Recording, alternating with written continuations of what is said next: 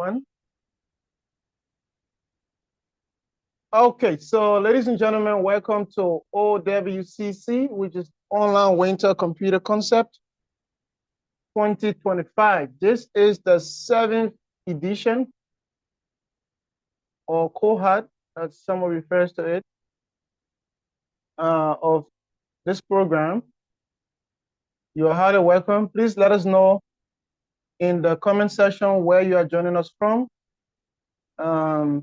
country or the city you are joining us from. Please let us know in the comment section.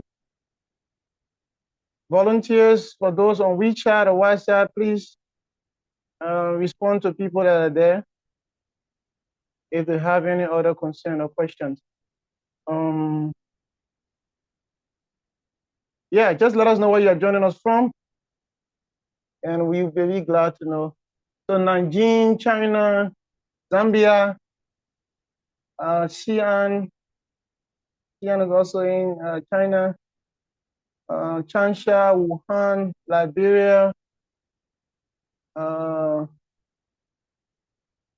let's see, tell us where you're joining us from. Beijing, Freetown, Sierra Leone, Liberia, China, Cummins, Madagascar, from Maryland, Liberia, Shenzhen, from New York, from Uzbekistan, I'm joining from Uganda, joining from Nantong, from Suzhou, from Sierra Leone, from Hunan. Yeah, thank you guys for joining. Keep it coming. Keep it coming. We are excited about today. Today is another beautiful day, and we have a whole lot of things out here for you guys. So let's get started. We're gonna get our welcome remarks, or one of our volunteers is going to welcome us officially to begin today. So he's a very hardworking volunteer, but far it's very impressive. He has been with us for, I think, there's a third service, third or fourth time, and I'm very, very much pleased to welcome her as well as she's welcomed us. Francine, if you are there, please unmute yourself. Let's verify if you are here. Francine, if you are here. All right. So if you're also in a better position, you can open your camera and then give us our welcome remarks for today. Okay.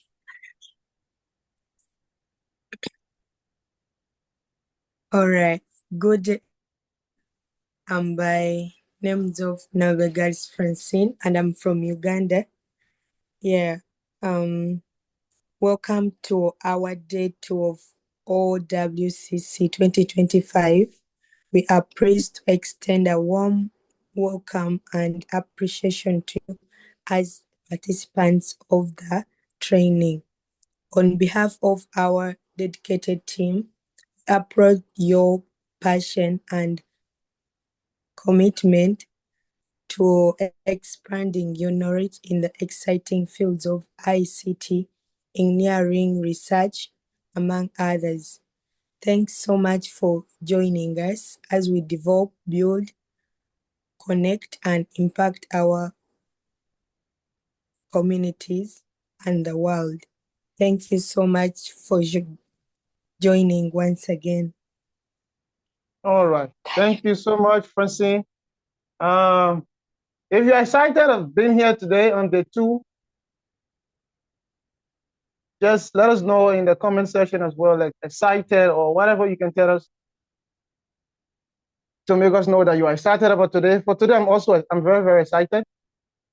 I'm very excited about this day, and I'm looking forward to more of what we have.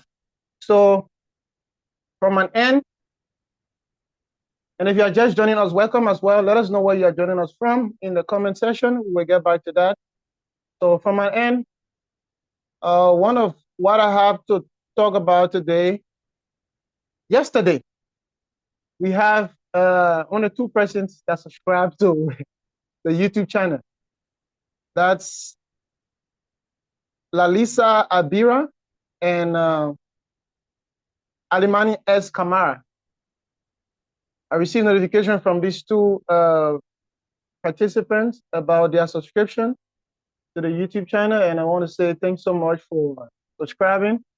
The video for yesterday has already been shared. It's already on our YouTube channel. We share the link as well everywhere. Probably later on today, we're going to share as well. So for those that subscribe probably in between the last few hours, I will also get back to you. But thanks so much. And that's one way you can show your love and your support of TIT. Because we want to do more and we want to reach out to more people. So the more you get us engaged through the social media, the more we can also reach much more audience. We probably want to do this offline as well in different regions, in different countries. So you could also be an ambassador of TIT in your own region, and we can organize the program of such, gather speakers as well offline to your place and also facilitate everything there. So if you're interested in anything of such, reach out to us and we're going to take it up from there. Also, TIT is looking up for support and partnership. So if you want to support TIT, you want to be a partner, you want to be a sponsor, probably you want to sponsor this entire event because it's happening biannual. That means we do it twice a year. If you want to sponsor this program, you can also, or be one of the sponsors, you can also let us know. If you also want to just contribute in whatever way you can also let us know. Thanks for joining from Pakistan. So we are seeking more people. If you want to serve as a speaker, you want to serve as a volunteer. When it's time to serve as volunteer, we always put out the notice for people to apply. So you can also apply and serve as a volunteer. You can also serve as a speaker. Just reach out to us in any way, through email, through text, through the group, from any other means that you can find us. Reach out to us, like TIT, this is what I want to do for you guys, or this is what I can do for you guys, or this is what I want TIT to do for me. Then we can also see as best as possible how we can help in that direction. So we also do data analysis for thesis, for article or publications. Also, we conduct one-on-one training sessions if you want to learn about data analysis using our programming. We can also do that for you, as well as other related field in computer science. We can also do one-on-one training for you if you also deem it necessary. Probably the training that we are doing now is not in depth to what you expect or what you want. If you want to go further, then we can also do one-on-one with you as well. So all you have to do is just reach out to us. Yesterday we talked about the last day. There will be a dialogue, and with that dialogue, we have like 4 teams. So if you have a friend of maybe some other people, or probably you want to make new friends, use the group and form a team. Each team can have 5 persons. We need 4 teams that will take up to the last day for the dialogue or the debate. And the debate will be on, the theme of the debate will be education in a digital age. Education in a digital age. But the topic for the discussion will be, should technology completely replace traditional teaching in schools or not? Do you want technology to completely take over or transform the traditional method that we have in the classroom? Probably some people will say yes, some people will say no. So that would be the topic. We need 4 teams to discuss this issue on the last day. So you can form your team and then we will also take it up from there.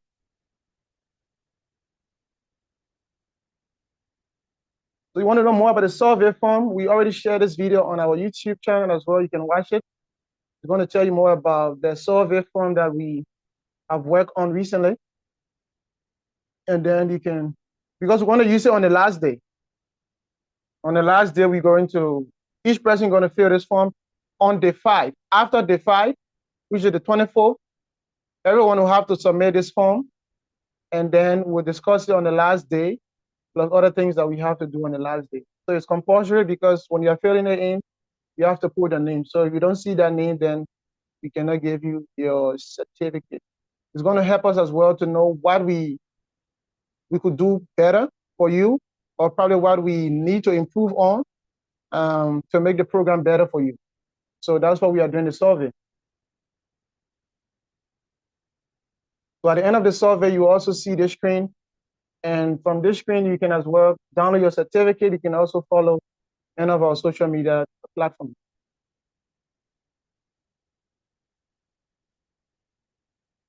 There is an admission process ongoing for Howard University. It's the university that I'm currently studying at. So you want to come here, you want to apply, the process is ongoing. Application will close on April 10th. It started in November 13th. It's going to close on April 10th. So if you want to apply, you can see the link up there, or you can also check our social media pages. We have already shared all of the information there as well. If you read the information and you have maybe specific questions, then you can as well reach out to us. If you also need our details to submit it as a recommender, we'll also provide those information to you as well. So Hoa has 3 campuses, 2 in Nanjing, 1 in Changzhou. I couldn't put the other one here from Nanjing, but that's the other one there from Changzhou. Changzhou is another city. Nanjing is another city. So if you want to come here, you are welcome to apply, and we'll be looking forward to seeing you. So we already shared the stats. We have people joining from different places, from different disciplines. So that's the uniqueness of the program, not only people from China. So for your certificate, like we said, the ID on the certificate can be used to download your certificate later on. Also, you can use your last name to download your certificate. You can also scan that QR code to also verify a certificate as well, in case probably you are having some issue with whoever you're submitting the certificate to, and they want to verify. There's so many ways to verify there as well. So on the 6th, we will show you how to do the process. We showed it yesterday after the training. Some that stay, we showed it to them. We'll officially show it to you on the 6th. So you can either use your last name or the ID from TIT website to download your certificate. It's going to come in PDF.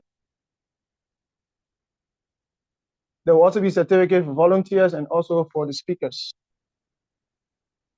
Certificate will only be given to those that attend 5 of the 6 days or all of the 6 days. So if you miss 2 days, 3 days, then that's a problem for you. And then attendance, which will verify that you attend that particular day, will be taken at the end of the training, which is after the second speaker of each day. At the end, that's when we're going to do attendance. Doesn't matter if you were here throughout the beginning and in the middle, you have to still till the end, because we're going to give certificate of those that we think follow the program, not to people who just come and go and then assume that we're going to record it, in the process. So yesterday we had 2 speakers. Today again, we're going to have another 2 speaking to us basically on networking or internet. They're going to be speaking to us on that topic. So we'll get back to them shortly. And also, big appreciation to all of the volunteers for this edition.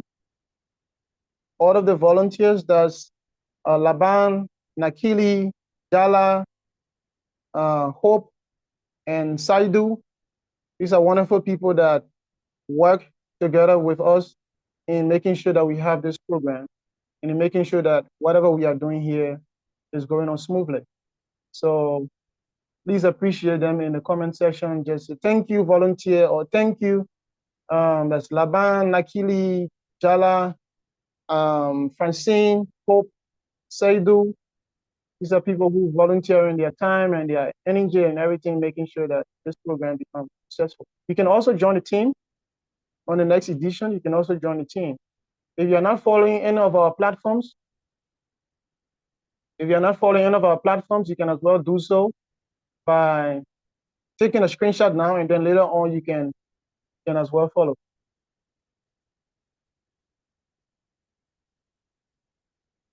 The same thing applies to this. So the YouTube channel has like 296 followers. So by the end of today, like I said, it's 296 followers. So to prove that many of us don't follow or don't support, tomorrow we'll also announce the total number of followers that we got between now and tomorrow. So it's be 296 as of current, 296. Also, you can follow us on the WeChat channel. A couple of you follow on the WeChat channel. Thanks so much for those who follow on the WeChat channel, specifically for those in China.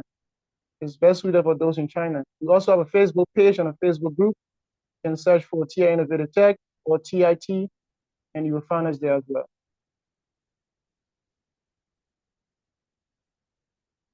So this is the sample of what we did on the last edition.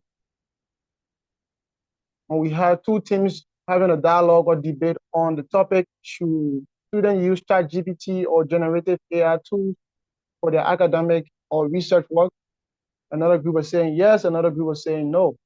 But this time around, we're going to have a dialogue on the topic: should technology completely replace traditional teaching methods in school? One group is going to say yes, another group is going to say no. So that will be on the last day. Try to formulate your group, and the group leader can reach out to us out of the WeChat group or the WhatsApp group, and let us know that you already have a team of 5 people maximum. And then we're going to request your pictures, your name, and other details to prepare the flyer as well. So after the speakers, we will take the attendance for day 2 and then call it a day.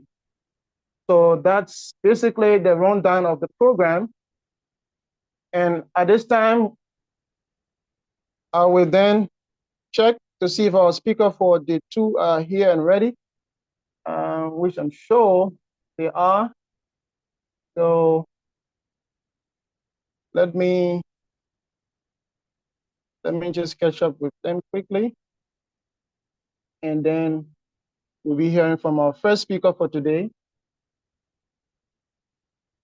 We're hearing from our first speaker for today. So let's get ready, let's get set. One of the speakers that will be speaking today has been, I think, the oldest or the most repeated speakers in our programs. And then another one is serving as a volunteer, but then when he applied as a volunteer, I read through his profile, and I think it was necessary that he could as well share. So I encourage him to at least serve as one of the speakers for this program, because from what I saw, it was interesting, and it was important that he got the platform not only as a volunteer, but as well to serve as a speaker. So I will be excited to hear from him today. Mr. Weamie, if you are there, please let me know so that we can transition. Yes, I'm here. Okay. So our first speaker for today will be no other person but Mr. Sonkarlay J.Y. Weamie, the PhD student at Yunnan University in China. And today he's going to be speaking to us on network concept or online safety or the internet as a whole. But then he and I talked this morning, and he was like, he wasn't feeling well of recent, but he had to make the sacrifice to be here today only because, you know, he have agreed, and he's also loved to be a part of this program. So it's a sacrifice that he's going to make today because he's not feeling well. So we had to appreciate that. Mr. Weamie, if you are there, you can take over. You can share your screen and then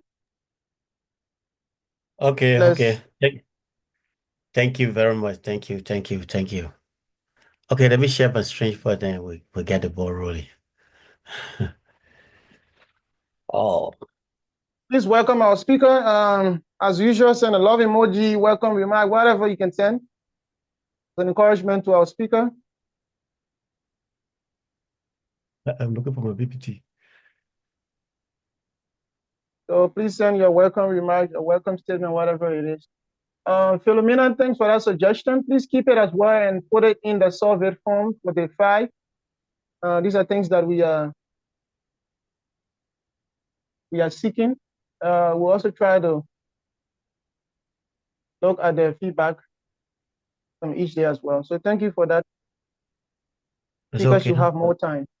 I think it's one of the questions in the survey. Yeah, it's okay. We can see the screen. Oh, okay, okay, okay. Maybe you can also put it in full screen and let me look for the slide.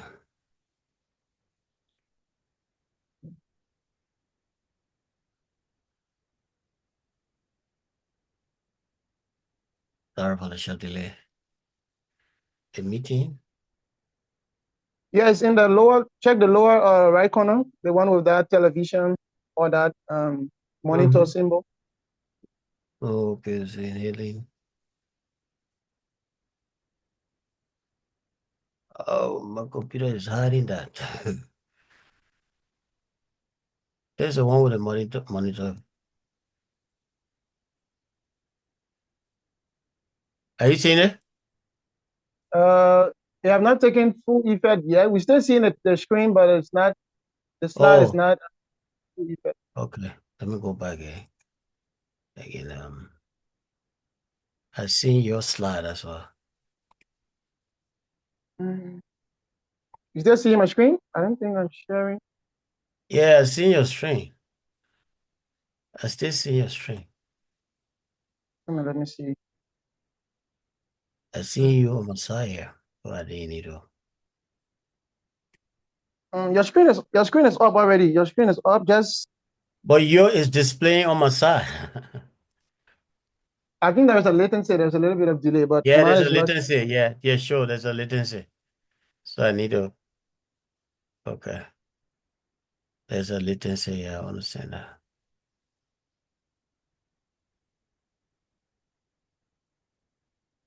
Are you seeing it? Yes, we are good to go. It's okay now, right? Okay. Yeah. Okay. Thank you very much. And first of all, let me just say thank you to the organizer along with all of the volunteers, to sit somewhere to say you're going to do work for somebody without pay. It's a hectic task. I know exactly what you people are going through. So, okay, let's get the ball rolling. Thank you very much, Mr. Organizer. And right now we are about to start. I think my name has been called already, so no need to go through another discussion.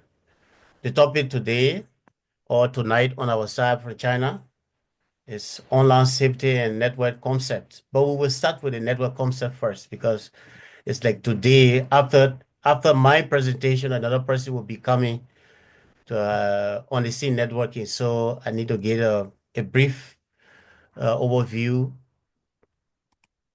Okay.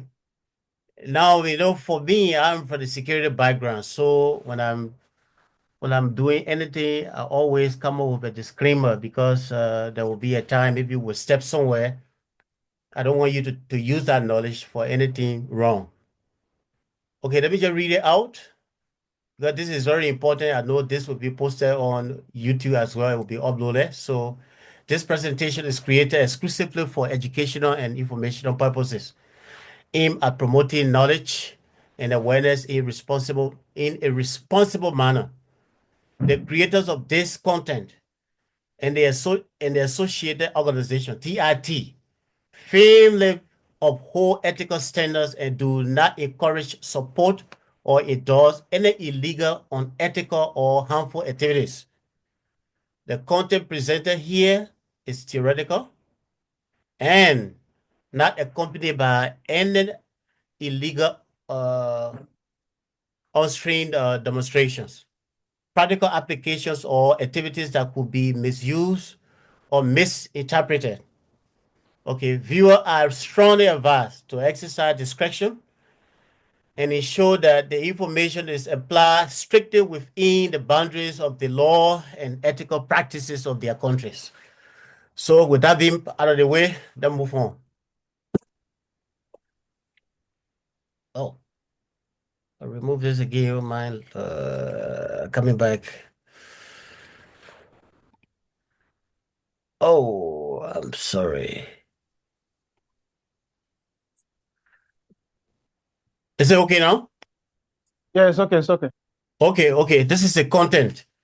I mean it today for the networking background, according to the topic given to me. It's just introduction to basic networking. So our focus will be on IP, but I said the type of networks, application of network, IP addresses, domain name, online safety, OSINT, tools for social media verification, safety mechanism of a network, and conclusion. So network, today, what we are going to be learning, because we are all learning together, is about basic networking. It is not in detail because 1 hour is insufficient for teaching networking in detail. But I have decided to compile certain information that I think is good for you because we are mixed. We have both IT students and those who are not tech savvy as well. So they should be able to carry some idea from here to help them so that tomorrow it can be, a benefit to them for being part of this program. A network in general is a collection of interconnected devices like let's say the systems, entities that share information, resources, or functionality with one another. In the context of computing and telecommunications, a network typically refers to a group of devices such as computers, servers, routers, and switches connected by communication links to share data and resources. What are the components? We have routers and switches, servers and clients, protocol like TCP IP, but our focus will be on TCP. I mean on IP rather, because of the time. So I just give you on the left-hand side, you're seeing the server, you're seeing the computers. You see, they are grouped together, but they are working together through this device called router and switches. The switch, you see in the net, the computer is connected to the router. In some setting, all the computers will be connected to switches, therefore switches to the router, therefore router to the outside world. So now the key features of a network, we refer to them as the nodes, we have the links, we have protocols, we have data sharing and resource sharing. The nodes are the individual devices that are connected to the network, as we were seeing over there in a graphical graphical representation, as you were seeing. The connection between the nodes, those nodes are the devices, those peripheral devices that are connected. Sometimes can be like IoT devices, Internet of Things. Any device that can be connected to internet that are put together. They are the links. So the links now is the connection between the nodes, which can be wire. I will show you what I'm talking about as we move along. The protocol are the rules and standards put together to be able to control the network for intrusion purposes. Because hacker can also use this means to attack your system. So the rules and standards that govern how data is transmitted, received, and interpreted between devices. Then we have the data sharing. The data sharing enables sharing of files, applications, and other resources. Then the resource sharing allows access to share devices such as printers, servers, and storage system. We also have the type of networks. Generally, you see, like on a campus level, this is if you look at the picture from your right-hand side, it's a campus network. But you see, local area network, it covers small geographical area, such as home, office, or buildings. Solo buildings like in China here, like my campus alone is so big. And we even have campuses to other locations. But they are on the same network. So we still consider them as local network because they are on the same network. You see the same IP. So because of that, you call them LAN, local area network. We had a wide area network spans a large geographical area, such as the internet. I will show you the example of this as we go along. We have metropolitan area network, the man which covers a city or a large campus. Okay, like what I just the example I gave up there is the same metropolitan networks. It's a complex network, but belongs to the same environment. So personal area network is small network for personal use, typically within a meters, like Bluetooth or devices. Wireless networks, network that use wireless connections, such as Wi-Fi or cellular networks. Now let's look at the application of the network. What network are used for? You use network for communication.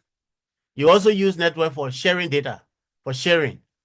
For the communication can be through email, messaging, video conferences, like what we are doing right now on Zoom. It's part of the network applications. Resource sharing, like printers, storage, and software. The different software you are using in order for me to gain access to that software that you have, it has to be through network interaction or network transmission. So there are printers that are standalone, but this once it comes to network, it means the printer has to be networked, that you can sit in another location and send print to this printer, and the printer will print. The entire office can be connected to the same printer, and everyone can print to that same printer, and you're going to get a result once it is on the network. Online services, email, e-commerce, banking, entertainment. So now, what we were saying there was just about the basis of networking. Let's look at IP addresses. I did not bring the detail of networking because if we are discussing networking in detail, the entire conversation will be boring for some people who don't have the foundation for IT. So I'm bringing the aspect of the network where, when I'm about to explain to you, because I'm about to display certain things that will draw your attention to what I'm showing you here now. Internet protocol address is a unique identifier assigned to devices connected to a network, such as computers, smartphones, or servers. It allows devices to communicate with each other over the internet or local network. The IP address serves two main purposes. One is identifying the device and determining its location within a network. So let's take, for instance, right now, we have IPv4. This is used almost everywhere. But you see, it's made of digits. You see in the digits, 32 bits, it contains 32 bits. And within that IPv4 table, you have over 4 billion IP addresses. So you see, this is the example of the IP address for IPv4. But don't look at this this address to say that it's genuine. It's just fictitious. I just gave hypothetical example, but this is how it looks. It's separated by dot or period or whatever way you call it. Okay, this is how the IP address looks. So, and because of the complexity or the emergence of or the proliferation of new technologies coming up every day, the IPv4 has become insufficient. The number of addresses have become insufficient because you have Internet of Things, those different devices, they are all connected to the internet these days. So in order to solve this problem, that's how this technology was developed, IPv6, because now we are going out of IP. IPv4 is not sufficient for the world now. So IPv6 was developed, and this one is made out of hexadecimal, as you can see here, and it is about 128 bits. Okay, 128 bit addresses. So if you see here, 7.9 times 10 to the 28 more addresses than they are in IPv4. So there are literally trillion of available addresses in this IPv6. So there are a lot of countries now migrating to this version. Okay, Internet Protocol version 4 and Internet Protocol version 6. So as you can see, we have each layer or each level has 4. The first one we have here was what, 3, and you will see 2, but we have 4. So altogether, 1, 2, 3, 4, 5, 6, 7, 8. So eight different groups. They place them into different groupings. So this is how the IPv4 and IPv6 were developed. And the reason for IPv6 is because of insufficient IP. So that was the reason why the developer came up with this idea to develop this new version of IPv4 called IPv6. So when you have the IP, let's say for instance, whatever we do on the internet, you have what we call a domain name, right? It's impossible. IP addresses are nearly impossible to memorize. So this is the reason why the need domain name came about. A domain name is a human readable address used to identify website and other internet resources. It simplifies accessing services on the internet by providing a memorable and user-friendly alternative to numeric IP addresses. So let's see the example. Okay, so like the domain name, like the IP address I'm going to show you in our next slide. This is the top level domains. Some of you have seen this before, right? But you don't know the difference, what it means. You see most of the time people using .com, .net, .org, but the rest you don't know how to identify them when you see them. Okay, now we call this top level domains. So like the TLD top level domains you see here, this is a top level domain, the .com, .net, and .org. All of what you see here, they all have IP, but they are in hidden. I want to show them to you and how to go about discovering them. There's CCT LD, meaning country code top level domain.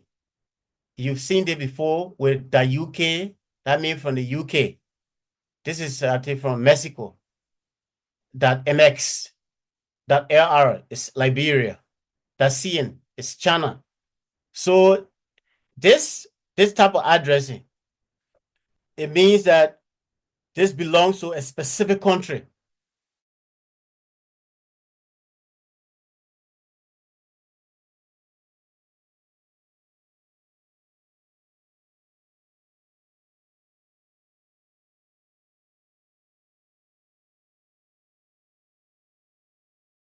Generic TLD.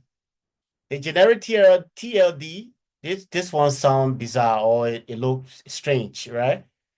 The design, the club, and the depth. Those one can be purchased, but they are expensive because you can buy them and do your own extension. So that's the difference between this and this. Because sometimes you will want certain you will want .com domain and will not be available. So that's the reason why they came up with new options. Okay. Then we have the domain name server. Okay. As we said from the beginning, domain name, now let's look at this server. Follow Andrew.dev. As you see here, let's say for instance you were online trying to type maybe a website quickly to get information. That information you type in will be sent to this router. That router is in the middle. It will come to the router, then from the router to the DNS server. When it goes to the DNS server now will translate and give this IP to the router. Then the router in return gave it, because you see here, the router in return gave this IP for this domain name to the router. Then the router now in return gave that IP to the server for processing. Okay, this is the analogy said here. So this can happen, instantaneously. You don't know. When you are typing on the internet quickly, you want to get certain information about a certain website, you type.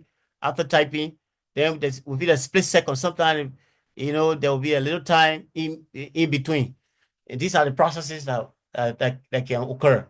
You see here, the information will come here to the router first, because the router is the gateway between between them.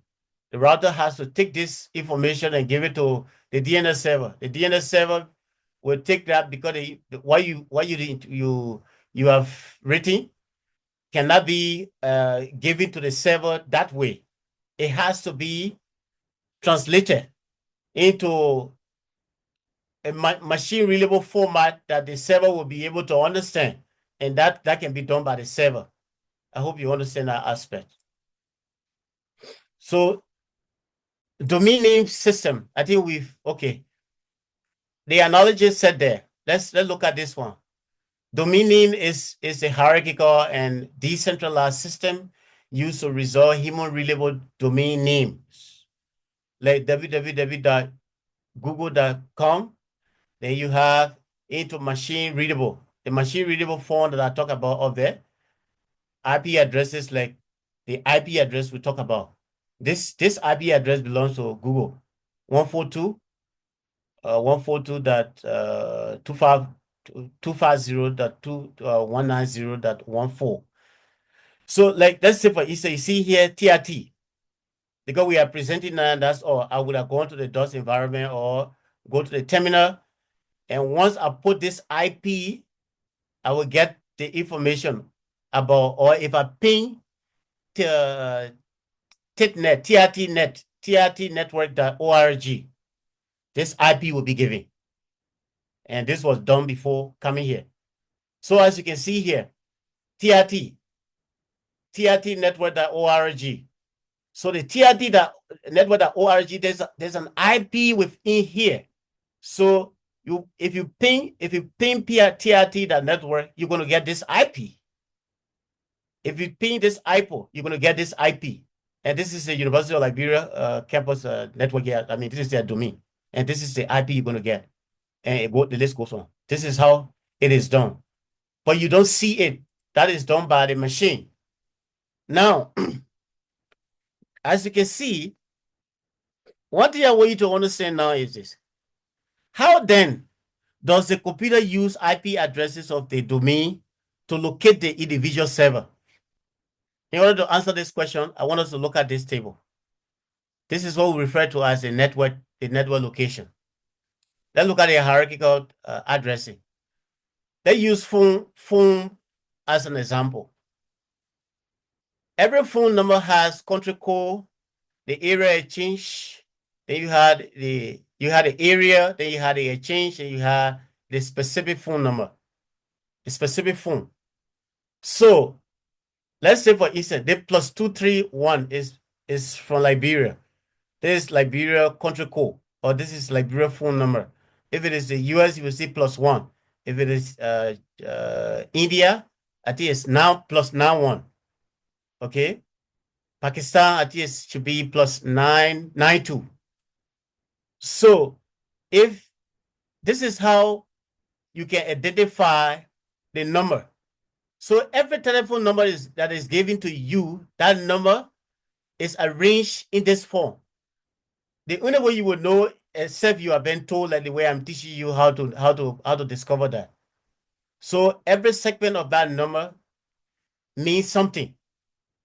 Okay, this is your area code, the specific area you are, the terrain you are, the country you are, your terrain, then the exchange code, the exchange area, then the phone number, the specific phone that belongs to you, that is in your hand. This is the ID for it. It tied to that SIM card you have within that phone. Then the IP address. Let's forget about the telephone number now and come to the IP, because the IP is our major target here. IP address. The first segment. Let's say for instance at my university campus, Hunan University. Within Hunan University campus network, you will see the first two octet, or the first two number, 123.45. Right? This is just a generic number. I just type this just for teaching purposes. It's not genuine, but this is how the real IP can be shown. Okay, they are the same. So, but I'm just follow the idea. Hunan University campus. This is a campus network. Then the second number, this one you see here, 678. This is Department Building 1, DB1, Department Building 1. This other number belongs to the Department Building 1. So 90, this 90 you see, is the lab 1, computer 1. This is how they can identify you. And this is the reason why hacker always targeting IP. Because if you understand this, you will know exactly if you take hold of that person's IP once they are on, whether they are using DHCP or what, as long as they are active online. You take hold of the IP, you will know their exact location, you will know where they are. Using specific tool to do that for you. Okay, I think we've explained this already. Okay, now let's look at it from the global perspective. Okay, the global, this is a global network, World Wide Web. A global network refers to a network that spans across the world, connecting devices, systems, and users from different geographical locations. As you can see here, I was showing you the router over there. If you want to get any resource from any computer, the different points you see here are all routers situated elsewhere or somewhere around the world. So if you send information, the information will be given to this other router in this country. If the information you're looking for, or if the resource is not available, this router going to send the information to another router. Then another router will give that information to another router until the right information is given. But when the information is not correct, or when there's a problem, then you will get error message. So let me show you another one. Then with all these, then how continents are connected? Because I'm in another country, and right now I'm teaching on the internet, and everyone is hearing me across the globe. How is that possible? So let me show you that aspect. So we will temporarily exit it and go to and come to the internet. Okay, here, are you people seeing my screen? We're still seeing the Yes, sir. slide, but I think the browser, if you go into the browser, we're not seeing So it that yet. means that I have to still Share desktop. I have to share this one, right? Share the Yeah, you desktop, have to right? share desktop, yeah.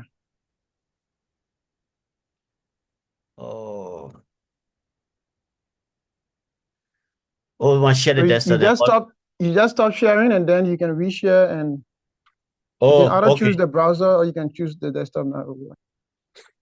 Okay, let me choose a browser. I'll be flipping between them. Yeah. Okay, I understand. Yeah. Okay, are you seeing it now? Yes. You seeing the different cables? Yeah, seeing it. Okay. Now, like what you are seeing here is a submarine cable. The submarine cable map. This is how the world is connected. I will give the link to the organizer to share with all of you. See here, if you point to this, you will see who owns the cable.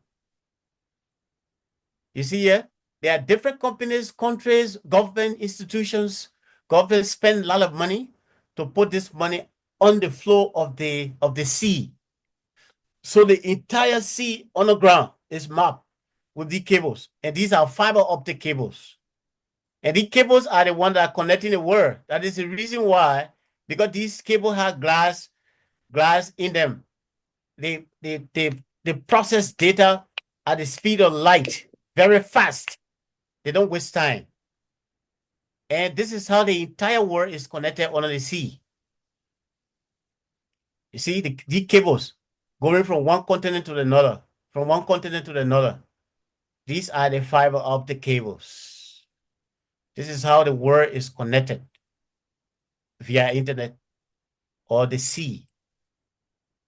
Okay, now let's say for instance, if you point to those different points here, you see here, Duncantown, Bahamas. The country name is there, and the owner of the cable, you will see Alaska, United States, AU West. If you come to this side, let's say for instance, you come here. Okay, sub-Atlantic interlink. So the whole world is connected on the sea. You see? So this is how you see the global, the people, you see politicians speaking always, they talk about global village. So this is how we are connected. I'm speaking to you right now without any hassle, no problem, only because of this connection. You see these different cables with different color coding and what have you, connecting the entire world from one location to another. Every country is connected to this. No country right now to say there's no internet in your country. I want to see that country on the planet Earth. Okay, so this is how everything is done under the sea. So, okay, we will exit this part now and go to our slide. Okay, let me share it again. Go to our slide.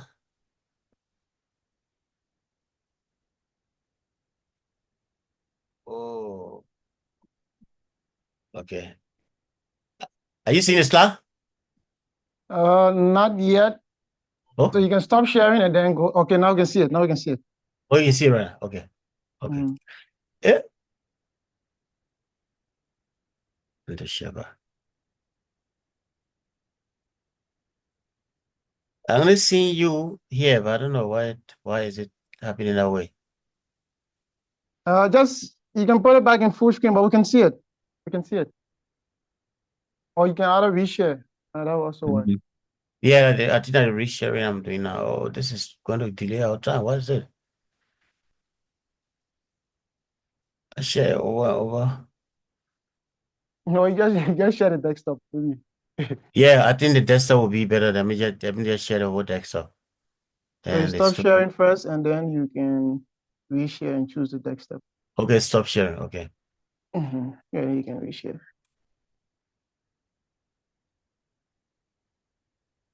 A lot of window open our customer.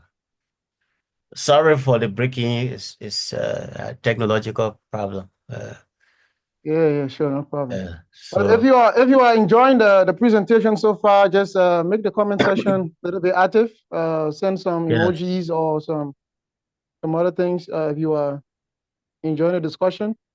This now you're understanding how the world is being routed. So when you hear that, for those in Liberia in March of last year, you hear the internet got shut down from Africa Coast and all of that. So that was what he was just showing you, the routes. Those fiber optic cables, they are running under the ocean. So if by any means any of those cables are caught under there, the entire country would be out of internet, provided if there's just one cable running through, there's no backup connection, or even there's no backup connection through satellite, then the entire country will be out of the internet. okay. I'll Are you just hearing use, me? yeah, you can go ahead. Okay.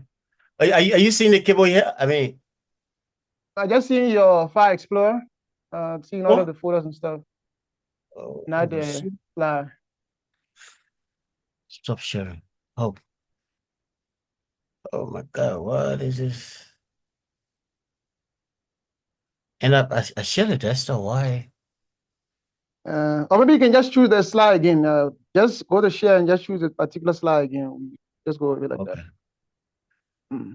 Yeah, So because that's the what you are phone. getting, guys. It's just giving you that Yeah. understanding of what's happening. So whenever you hear about the internet and how it works, that's basically it. Maybe the second speaker is going to do more, and Yes. maybe Okay, now maybe let's. yeah. Yeah. All right. Oh my God.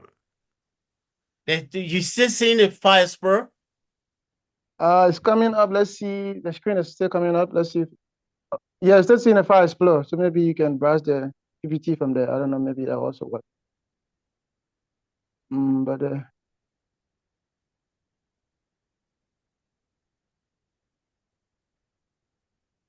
What is this? I know because too much window open. I come here. This is oh, delaying. so I'll be showing them a little bit while we Yeah, get yeah. Just prepare. Prepare. Just be going ahead. Yeah, so If the display on your yeah, okay, side, please tell me. now I can Huh? see I can see it now. You just put it in full screen. Okay, I can see The fiber, right? Okay, okay. yeah, I can see the fiber optic. You just put it in full screen.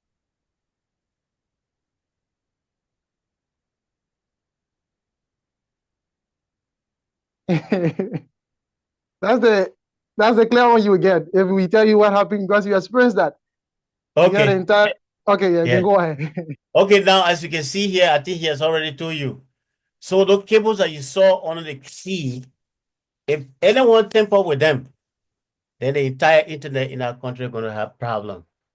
So that's why wherever you have the backbone cable is well protected.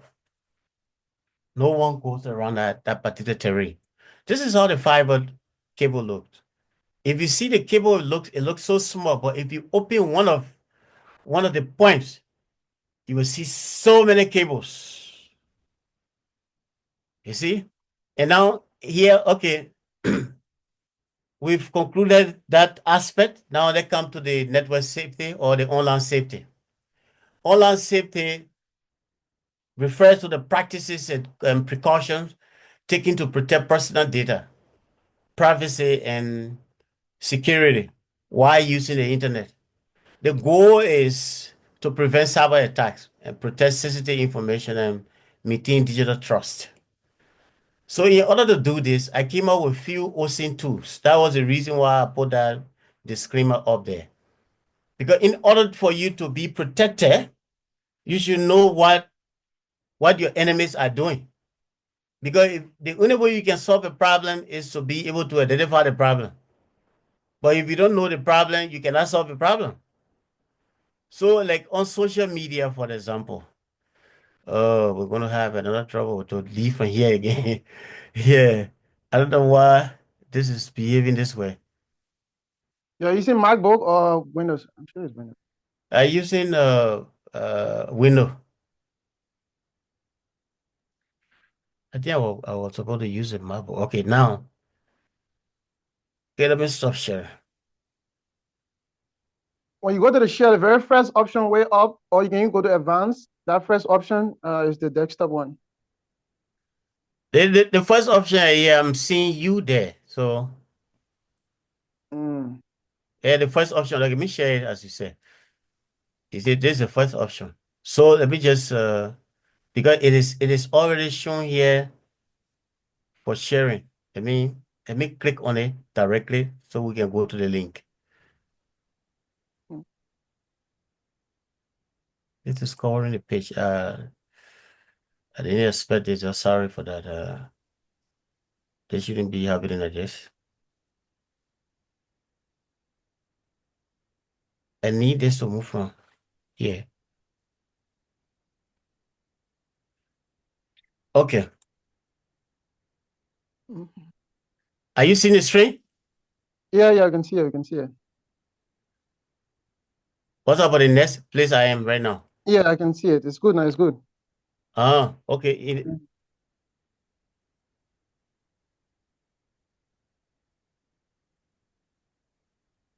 You can see this part? This part? Yeah. Everything is perfect. Everything is on course. Okay. All right. So as I was showing you from the PPT here, the OSIN is open source intelligent. These are open source intelligent tools for social media verification. So let's say for instance, maybe somebody is bothering you online all of the time and you don't know their identity. Okay? But here you can use their telephone number if you know the person's telephone number. Or sometimes, let's say for instance, let me just put it John Smith, for example, to know who the person is. Because you have to know whether the person is connected to and then the criminal activity online. Because you don't want to just make friends with somebody that you have not seen before with too much criminal record. So you see, it is searching the web. And this is the reason why I brought the IP, is using the IP to scan the web. So looking for resources that are in connection with this particular name. Whether this person is okay. Now you see it has brought us some results. This is how you can collect information about the person. Sometimes we can click here. You can click to follow the detail of the person to see if the person is a genuine person or not. Because sometimes if you click on them and go further, you will see different things happening there. Sometimes maybe they have scanned so many people and there are a lot of issues with that particular domain that they are using. Okay, here you see to tell you that this name is okay, this belongs to somebody. Okay, as you can see here. Let's go back. Let's go back. I don't want to go in detail because some of those tools, as our information was posted, I say I'm not going to give too much detail. The detail will be given to the our organizer because those tools can be used for so many reasons or so many purposes that are illegal. So that's why we came up with that disclaimer. Then this one is Teah Eye. Teah Eye is like maybe somebody added you on Facebook and they're trying to hide their identity. Then maybe their profile picture is protected. You can screenshot that picture, download any picture from that particular site. Let's go and put on your machine. Just go there and upload it.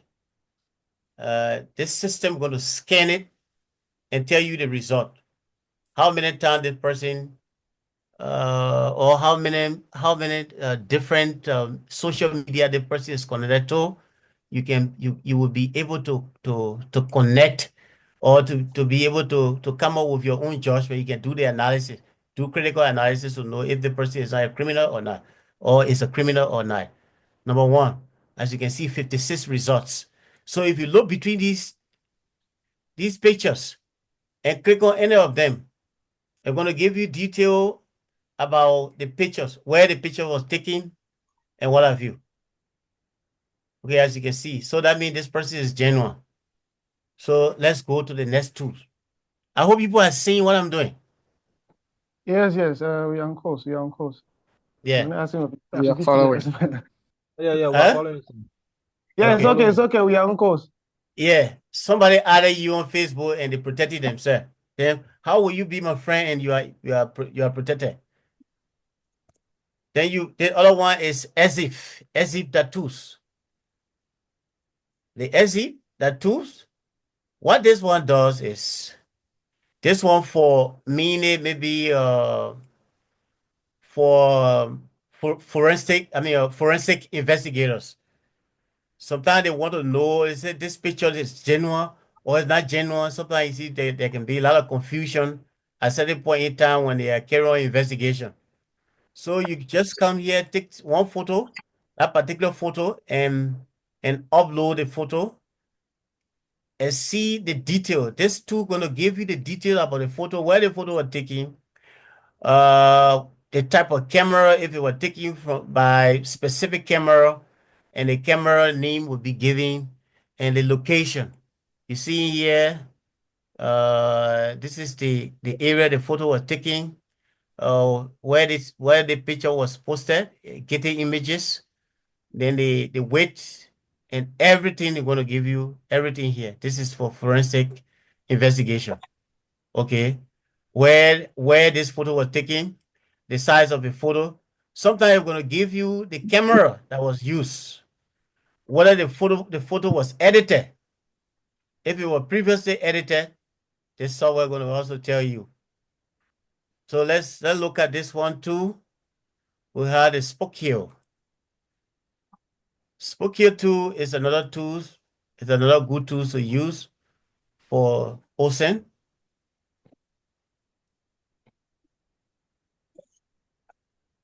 Okay, this one deals with both name and email. Not even email, there are many. The address, phone number, email, and name, and the name of the person. So let's say, for instance, if you come to this place, let me check. Let's try John Smith, for example. It's in John Smith, or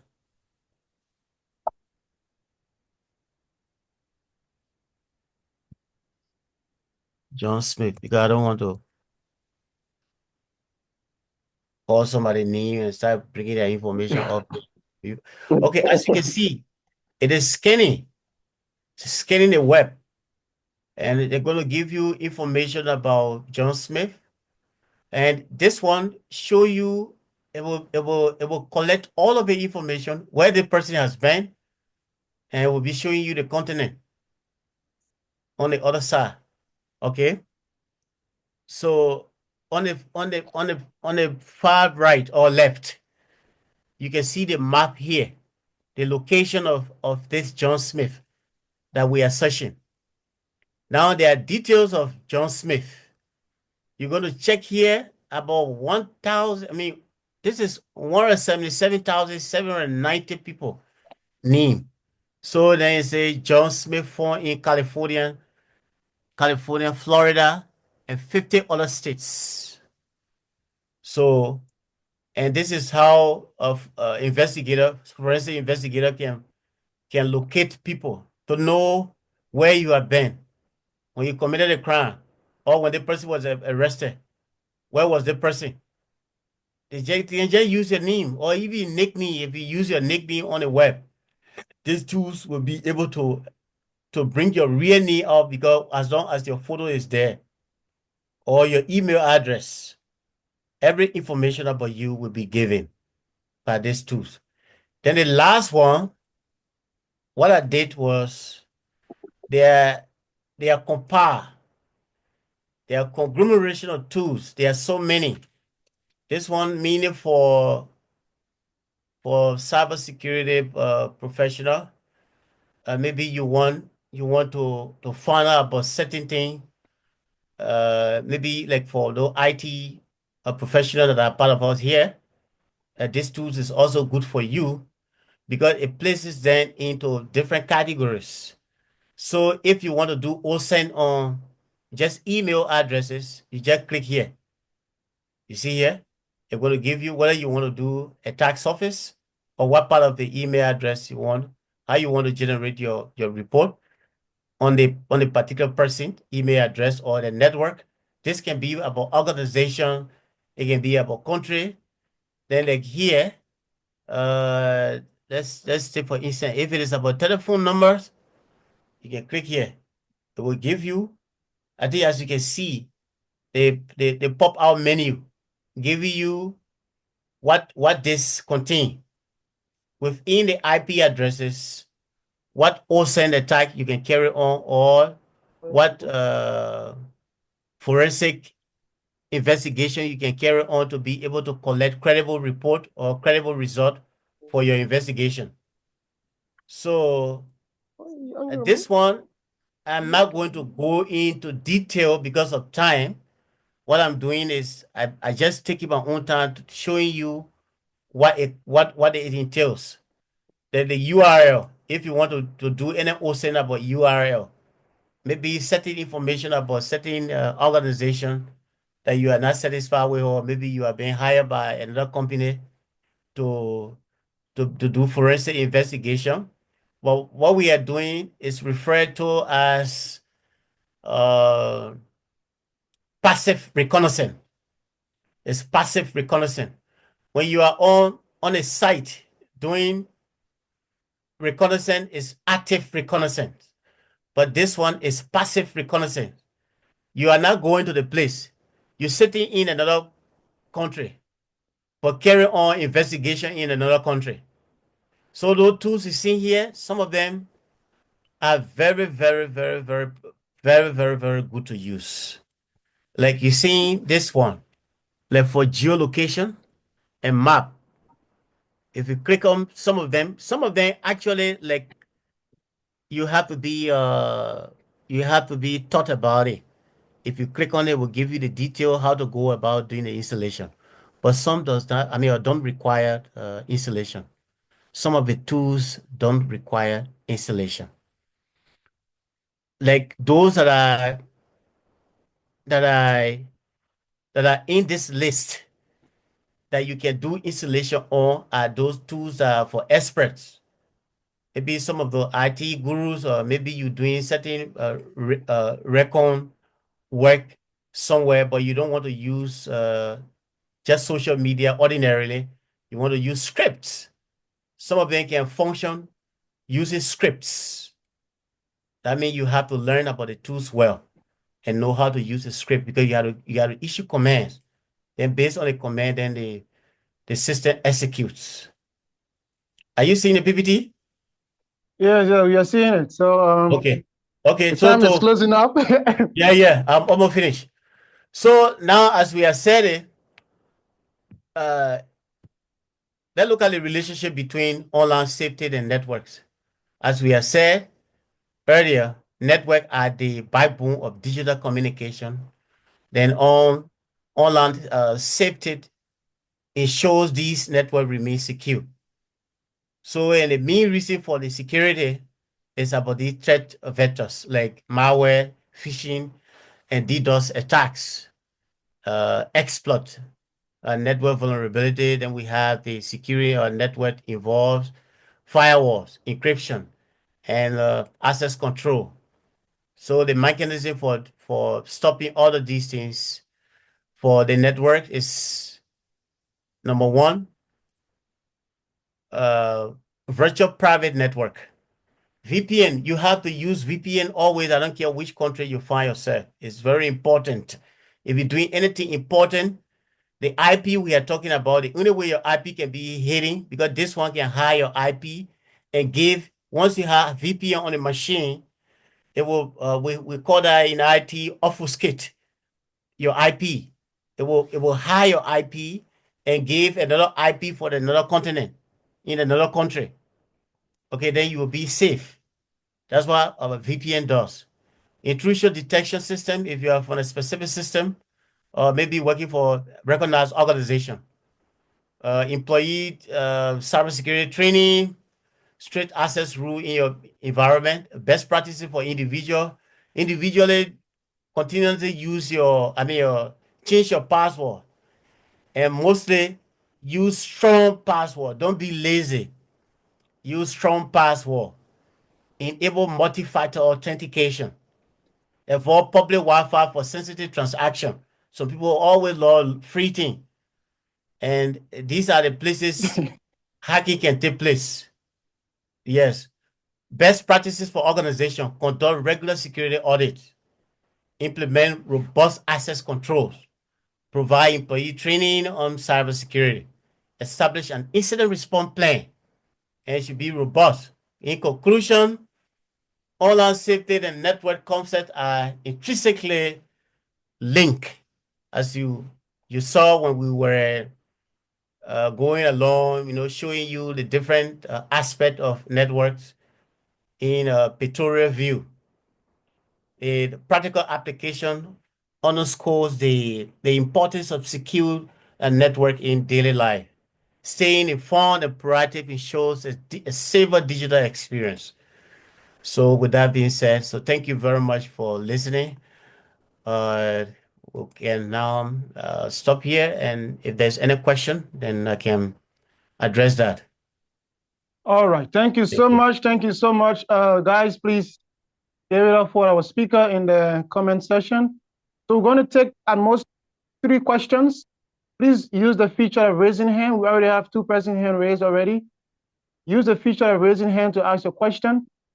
Or if you cannot speak, you can also send a question in the comment section. So we already have 3 persons hand raised. Let's take the first person, Marcos. Marcos, you can unmute yourself and ask a question. Okay, thank you, sir, for the presentation. My name is Marcos E. Grispe. I'm from Liberia. Firstly, you were discussing about the cable. So I just want to ask, because we experienced or cut in our cable sometime last year in March. So it is possible for a child to really go down there to tamper with the cable? It's that question. The cable, actually, the issue about shark, because it's shark live within the water, right? But the way the cable is laid, or the way it is placed under the sea, is very difficult, because there was study done before all of that happened, right? Before countries started coming together to lay cable under the sea, there was study done. The area where shark can pass regularly and all of that. So like the case with Liberia that you were talking about, I can remember that time. I think I was in Liberia. We have another instance where the cable was cut by human being as well. The first backbone cable that was brought on the sea, it was been tampered with, and later on there was a maximum security to control that. But it is possible for shark as well. But the way it is protected under the sea, right? Where it is situated, it's kind of difficult for shark to just cut it, because the places ship, you can see ship passing almost every day, going here and there, and you don't see anything of such happening. So it's rare to see shark just cutting the cable under the sea, because we had thousands upon thousands under that sea. All right. So let's take the next person, Jala. I hope I answer your question. Yeah, Jala Gibson, you can go ahead. I'm here. Okay. Go ahead. Ask the question. To the speaker, I'm very grateful for this wonderful presentation. I would like to ask, like, I got two questions. I don't know if you'll be able to ask one. Firstly, I would like to know if somebody is using a proxy and a VPN, what do you suggest that the person use?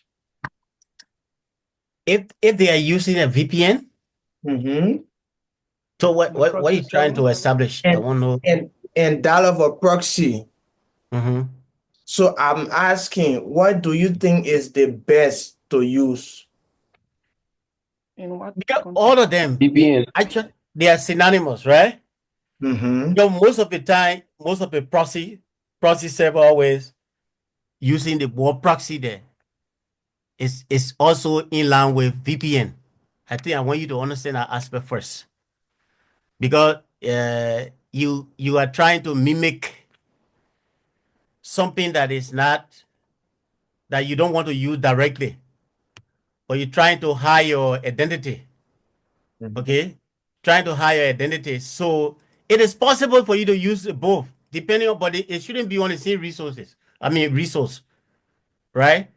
It shouldn't be on the same resource, because it is possible that if your adversary discover that you're using one, once they attack one, they get one. There's a saying that say, ones who have the end node attack the whole networks. Most of the time, if you are using any security related software, the device that you are using it on, it should be separated from the main network. But if you use it two things, you say you're doing security and you try to use both together. If one is being hacked, then the entire system will be tampered with. Yeah, will be intruded or by the attack. All right, so we have a couple of hands up. So what we can do, because we have another speaker, and also we don't want to keep you here, even though you want the presentation to go on much more time, but then if we keep you here for a longer time, it's also going to cause problems. So it's a win-win situation. You want to stay here, you want for him to stay here more, but then we also cannot keep you here for a longer time.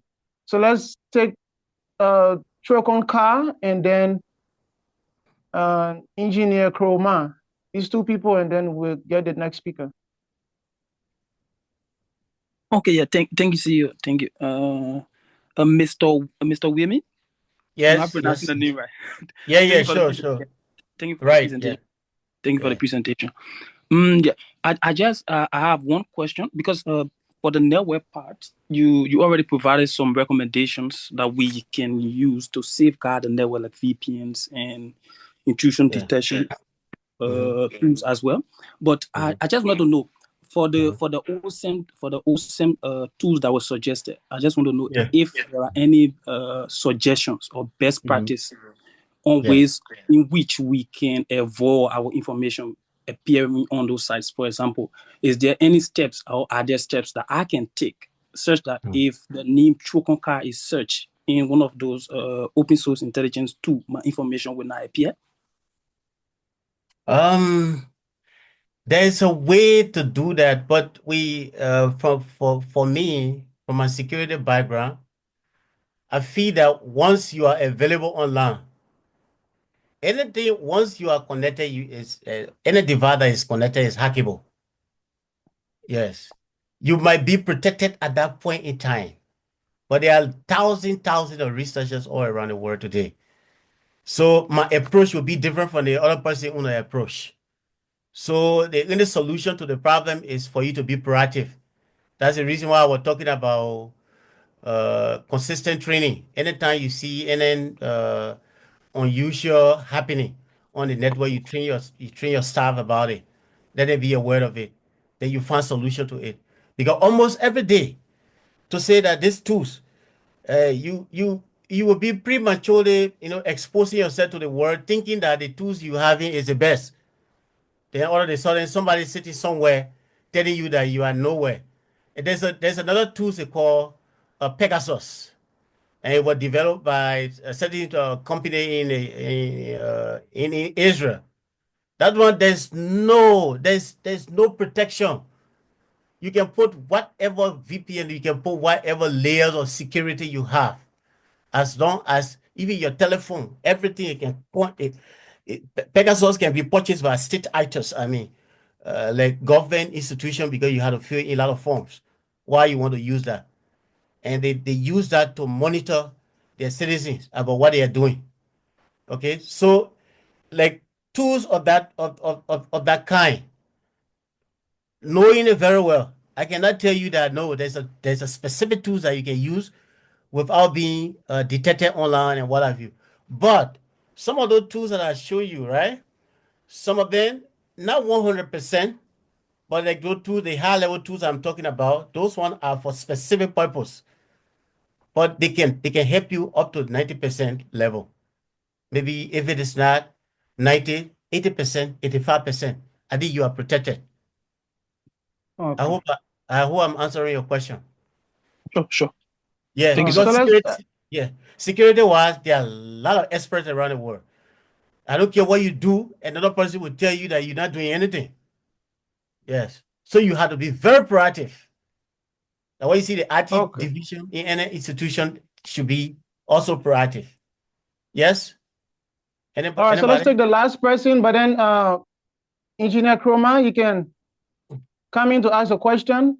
I will also appeal to the speaker to share the PPT because Mr. Weamie, if you check the comment section, everybody there requesting the PPT. Oh, okay. Yeah. I will try to get it from him and then I will share in the group. So for those asking for the PPT from the beginning to now, we'll try to find a PPT and share with you. Oh, okay. I've seen it. Okay. I will share the PPT. I will share it. So Engineer Chroma, you can ask a question and then we'll try to bring in the next speaker. It's already. All right. Okay. Good evening, Mr. Presenter. I'm very happy for this milestone that you guys have taken. I just have one question based on you talked about this VPN. Yes. Example, China are using VPN if you want to access a system which they are not their own system, like the Google system. You want to access the Google. Yeah. You can able only to access the Google if you use VPN. Let's say now I'm in China and I'm using a VPN, but the VPN I'm using, the location I choose was let's say Singapore, for example. Yes. And maybe or along the line something happened. Along the line, and the China team decide to do a forensic check to know my location. Is it possible that me using two different VPN, for example, because normally I'm using two VPN. Okay, is it possible while doing this investigation, will I be able to locate? Will they be able to locate to pinpoint my location since I'm using the VPN? And when you check out my IP address, based on the VPN, I'm currently in Singapore. But when the forensic team is doing their investigation, is it possible that they be able to locate me where I am presently? Okay. To answer your question the correct way, it depends the type of VPN you are using, because not all of the VPN are really, really strong as compared to the one I'm referring to. Some are just there for, like let's take for instance in China here, some of the VPN they are selling to us, just for you to browse. Mind you, China is also aware of some of the VPN that they are giving to us. They themselves using it. Most of the people are using, they're having control over it. Huh? I say most of the VPN they are giving here, they are having control over it. Okay. Okay. You know exactly. Yeah. So they have control over it. So such VPN, if you purchase from them, my brother, you are vulnerable. Yes. Once you purchase from them, you are vulnerable, because that means they know what they are giving you. But there are some VPN actually can just obscure your entire system. So everything about your system can be given to another country through different IP, right? But that doesn't mean that your information will be given to that VPN, but you're hiding your information on the ground. But that happens at the back end. Okay? So that the system, whoever intruder trying to intrude into your system cannot be possible in our process. So, but the VPN we are purchasing here, myself, I searched it before. I used some tools. The end of the day, I knew that I was vulnerable. So that's something for you to use it for anything strategic. Once you start, you make an attempt, like let's say for instance, the network I'm using for presentation is my school research network. I don't care what I do here, whether I can put the last VPN on this. They already know. As long as I'm using their network, they control me. Okay, so maybe that's the same thing with you, because geographically they also have control over you because the network you are using is provided by them. By them, yeah. And they have your API address already. Okay. Oh, all right. Okay. Then. Okay. It's an interesting conversation. I would have loved to also come in, but because of time. Yeah. So thank you so much, Mr. Thank you so much, Mr. Weamie. It's always interesting having you here. He was, of course, the last one of the last edition when we were talking about cybersecurity, and you were showing us how we did a live demonstration of how a hacker can be able to take control of your entire computer. We did that. The video is also on our YouTube channel. You can check. I think that was in the winter or the summer edition of 2024 or 2023. So that video is also there. It's a very interesting session we had there. So thank you so much, Mr. Weamie, for the time here. We hopefully that we'll have you again with us in the future. It's always interesting having you. Thanks for having me. Thank you so much. And thanks to our listeners, our organizers, and our team of volunteers. Thank you very much. All right. Okay, so that's it. You can probably bid our speaker a goodbye or whatever you have for him. You can stop sharing as we get ready for the second speaker. So if it's time for the if it's time for the attendance, please don't hurry to leave because you you wanted us to stay this time. So please, we'll take the attendance at the end of the program. We're going to make sure at least to try to finish within the same time. The PPT will be shared with you later on. The PPT for yesterday, the speaker is still compiling it. As he told you yesterday, he was in the process of developing it. So I will also check with him. But for our second speaker for today, if you are there, please just give me a check, and then I can know if you are here. I think he should be here. So our second speaker for today should be Mr. Abraham. He's going to talk to us basically on routing or switching, but then that might be rephrased into another way that's going to have for us today, in line with the same conversation of today.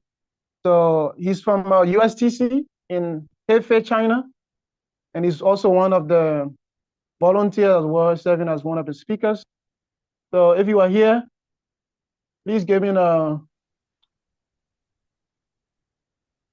Abraham? Yes, I'm here.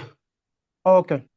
So you can take it up from here, sharing your screen, and let's get started. So attendance will be taken at the end of this speaker. So do not leave now. We'll take attendance at the end of the speaker's presentation. Can you see my screen, please? Yes, I can see the screen. You can also probably put it in full screen. So let's welcome our speaker. Let's welcome our speaker as we get into the next session. Thank you very much for having me. Can I start, please? Yeah, you can go ahead. You can go ahead. Yes. I'm by name Abdulsamad Ibrahim, as I've been introduced by Mr. Olano, the CEO of TIT. I want to thank him and the teams of volunteers and the management of TIT for giving me the opportunity to speak on this great platform. I'm a master student of computer science and technology at the School of Computer Science and Technology, a computer technology student at USTC China. And the topic of today will be understanding computer networks and troubleshooting. as we all know, in today's age, computer has, has flooded the nook and cranny of our day-to-day life. We use computer in our day-to-day life. So, and we need to have some, some little skills of how to fix some problem when they arose. So the outline of my topic is we'll be talking about the overview of computer networks, basics of routing and switching. I will also be talking about a software for simulation, a Cisco Packet Tracer for simulation, and we are also maybe going to show the overview of how maybe a basic computer network work by doing some little configuration, if time permits. And we're also going to, do some basic network troubleshooting, which I would love all of us to be part of by using our computer, most importantly, to do some little troubleshooting tricks. And I'm going to also share some valuable resource and platform where we can continue to learn for people who are interested, to take to choose a career in networking, ethical hacking, and cybersecurity. Before you can get to those advanced stage, you need the networking knowledge to be proficient. So, and then we'll be having the Q&A session. So, the overview of computer network. A computer network is the interconnection between two or more devices over a communication medium for the aim of sharing resources. So this is maybe the simple definition I was able to come up with. As I told us earlier, we have so many devices now around us that are network enabled, and they communicate over a medium. And the aim is to share resources, either files, of course, the charts, files, videos, audio, music, and all of that. All of these are resources. So this communication medium can be either wired using cables, different type of cables, or a wireless medium. And this wired medium have, of course, different type. We have the category cable 5, 6, and 8. And then we also have the fiber optic cable, which was shown by Dr. Weamie James just in the previous presentation now. So, and then we have the wireless media. So mostly we connect to the wireless via an access point, and this access point can be maybe of different type, either using the IE protocol or using some of other technology like Bluetooth and some other ZigBee, etc.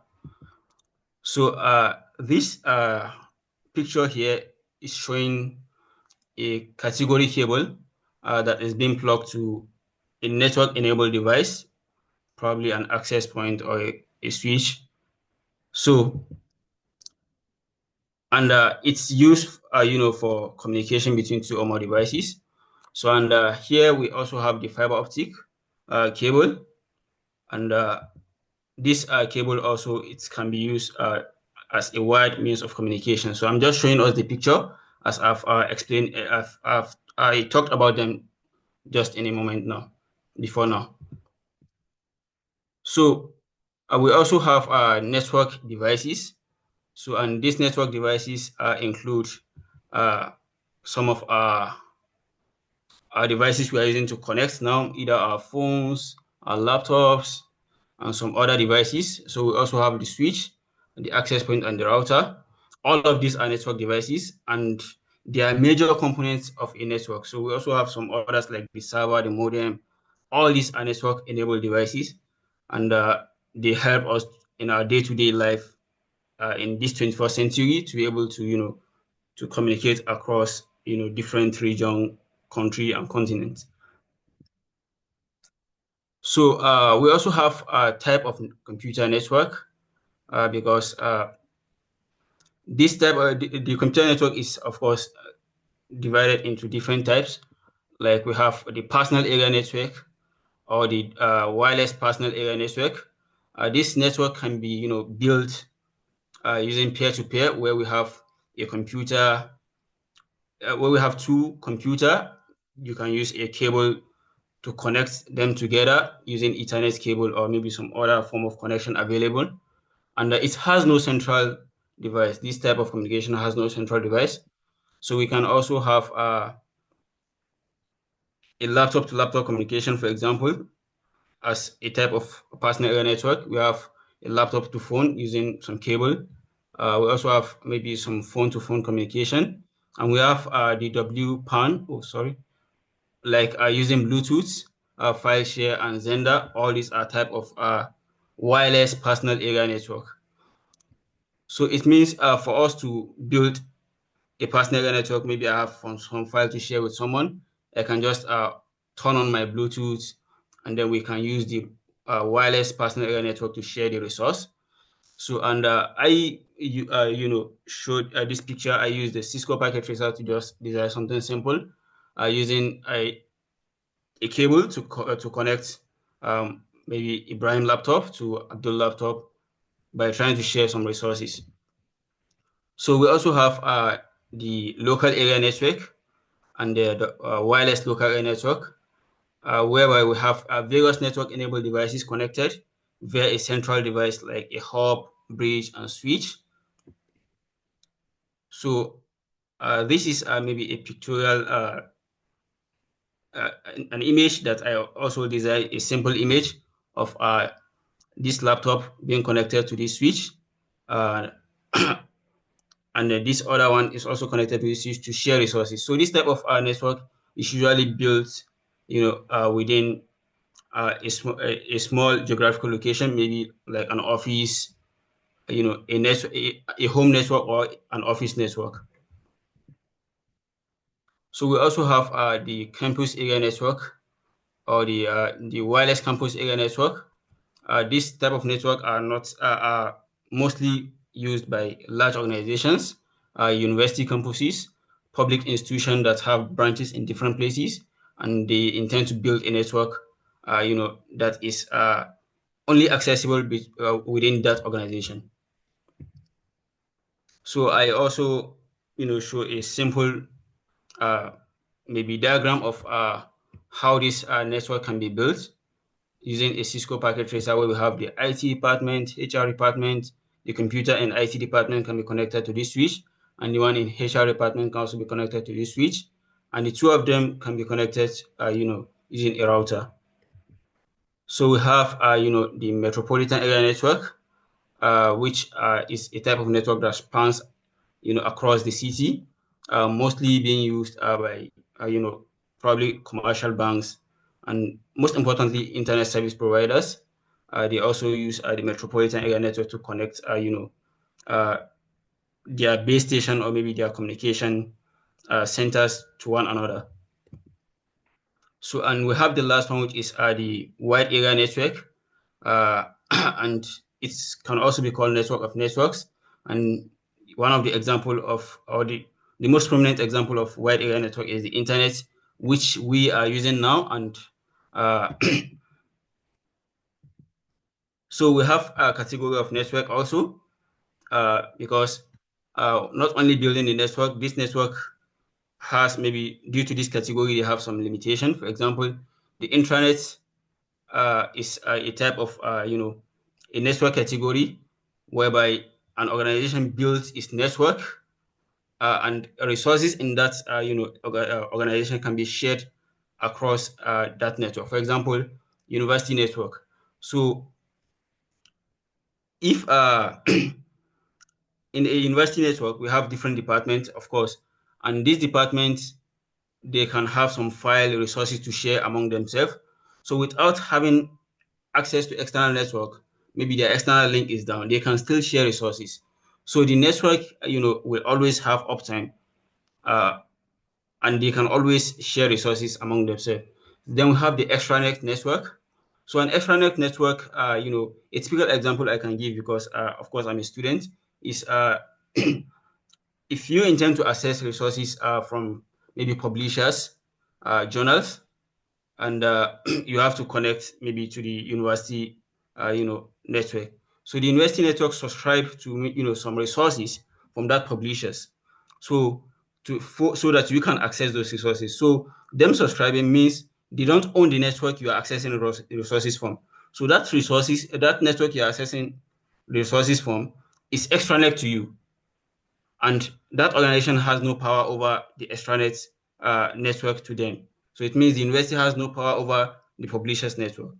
So, and the last one is the internet, which is the network of network, which I mentioned earlier.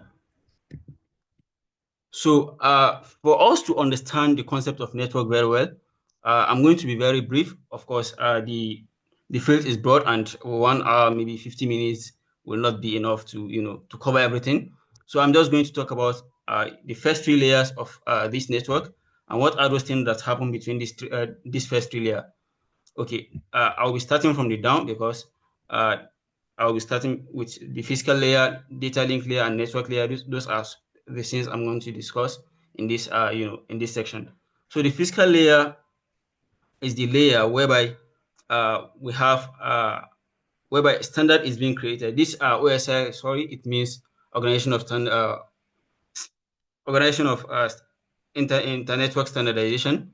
So they create standard for each layer, such that we can be able to, you can buy maybe a cable, for example, which work at the physical layer, and that cable you can buy it from a vendor. For example, you buy from Dell, and that cable brand can also work for other devices.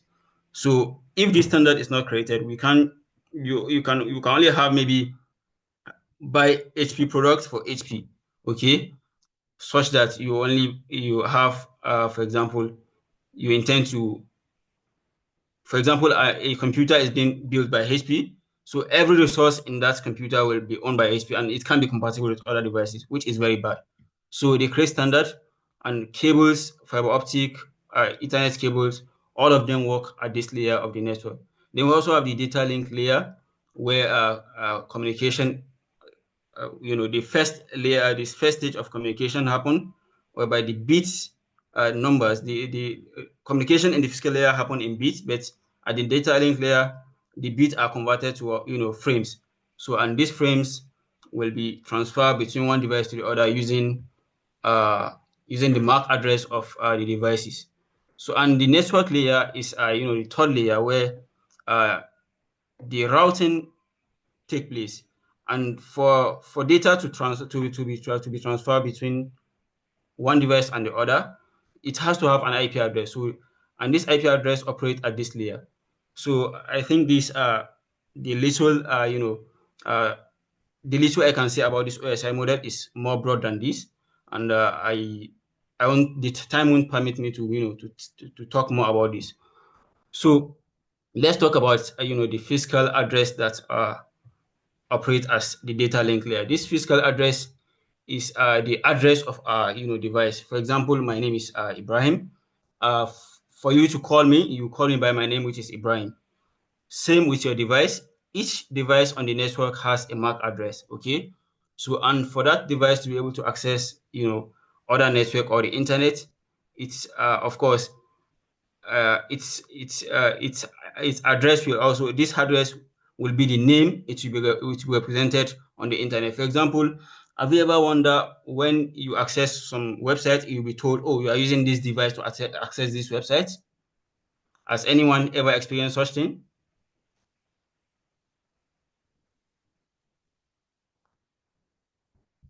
Please, am I audible? Yes, sure. Yes, yeah, thank you. So this address help those companies to be able to know that, okay, you are using HP laptop, or maybe this Android phone or whatever thing on our website. Okay, so with this address, those websites you are accessing will be able to know that, okay, you are using this device. So, and then the next one is the logical address. So this logical address is the IP address, and the physical something I can use to, maybe a physical scenario I can use to illustrate that is a residential address. For example, before coming to China last year, I was in Nigeria. That is my residential address was in Nigeria, and it changed to China when I came to China. Same with your device. So this IP address changes over time, unlike the physical address, which is the name of the device. Okay, when you're accessing the network now, you can get a different IP, and another time you get another IP. So it's not static. Okay, it's just like the residential address. So so before we continue, I would like to have some activity and then show us how we can know the MAC address of our computer. Okay, so and I would like us to quickly see how that can be done. So on our laptop, we open the command terminal and use the command ipconfig/all. So I'm coming. Okay, can you see my screen, please? Yes, we can see it. We can see it. Yes, your screen is very Okay, visible. so I can get you, please. It's okay. It's okay. You can go ahead. Yeah. Okay, so at the search bar of my computer, I will just type probably command prompt, and from there, okay, I can open the command prompt and use the command I just gave now, which is IP config, okay, and then use /all. So you see it's brought out a lot of information, and the one I am using to connect now is my Wi-Fi device. So it's even telling me the product name, which is it's made by Intel Wi-Fi 6 and whatever thing, and this is the physical address. Okay, this is the physical address of my computer, and then we have the logical address, which is the IPv4 address, and this is the IP address my computer is using. So a lot more information are also available there. So I'm going to be very fast. So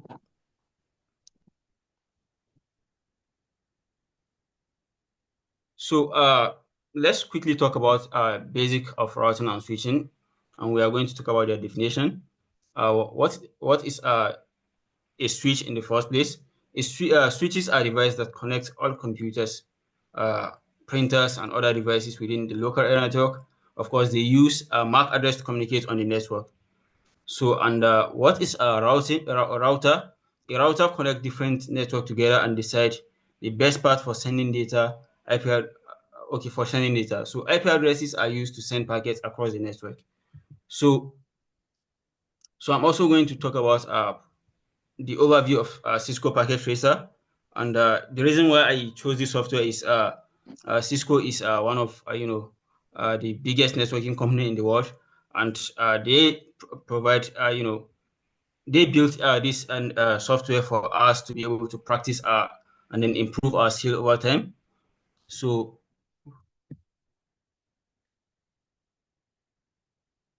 I have the software open here, and I'm just going to show us probably one or two things from this software so that we can know how packets are being transferred when we are sending data with our devices. So we have a different icon. I don't know, time will not permit me to go deeper and deeper, but most importantly, these are where we have our devices. We have the network device here, and from this network device, I'm going to select. Firstly, I'm going to build a personal area network quickly using what I displayed the other time. I'm going to select two computers, okay, and I'm going to connect the two of them together using a crossover cable. So, and when I try to send message between this device, when they are not having IP address, it's not going to be successful. You can see it's complaining to me that it has no functional port because I didn't assign IP address to it. But let me quickly assign IP address to it. Okay. So quickly, let me just assign a random IP address to it and send the message again.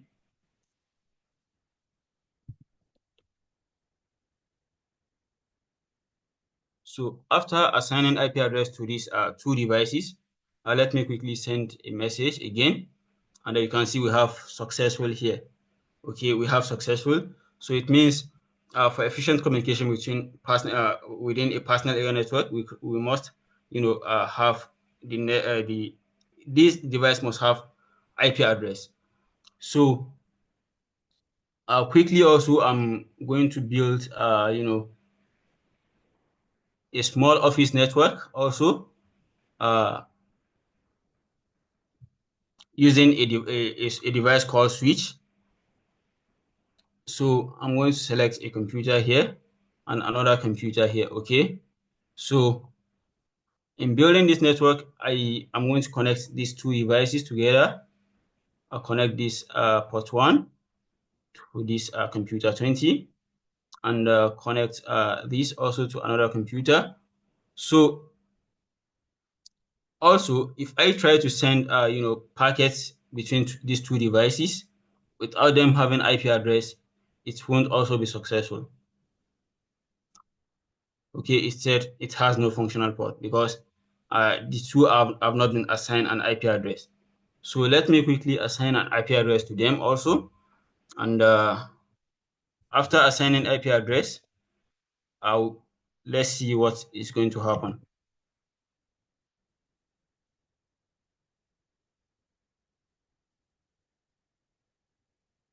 Okay, 192.168.2.2.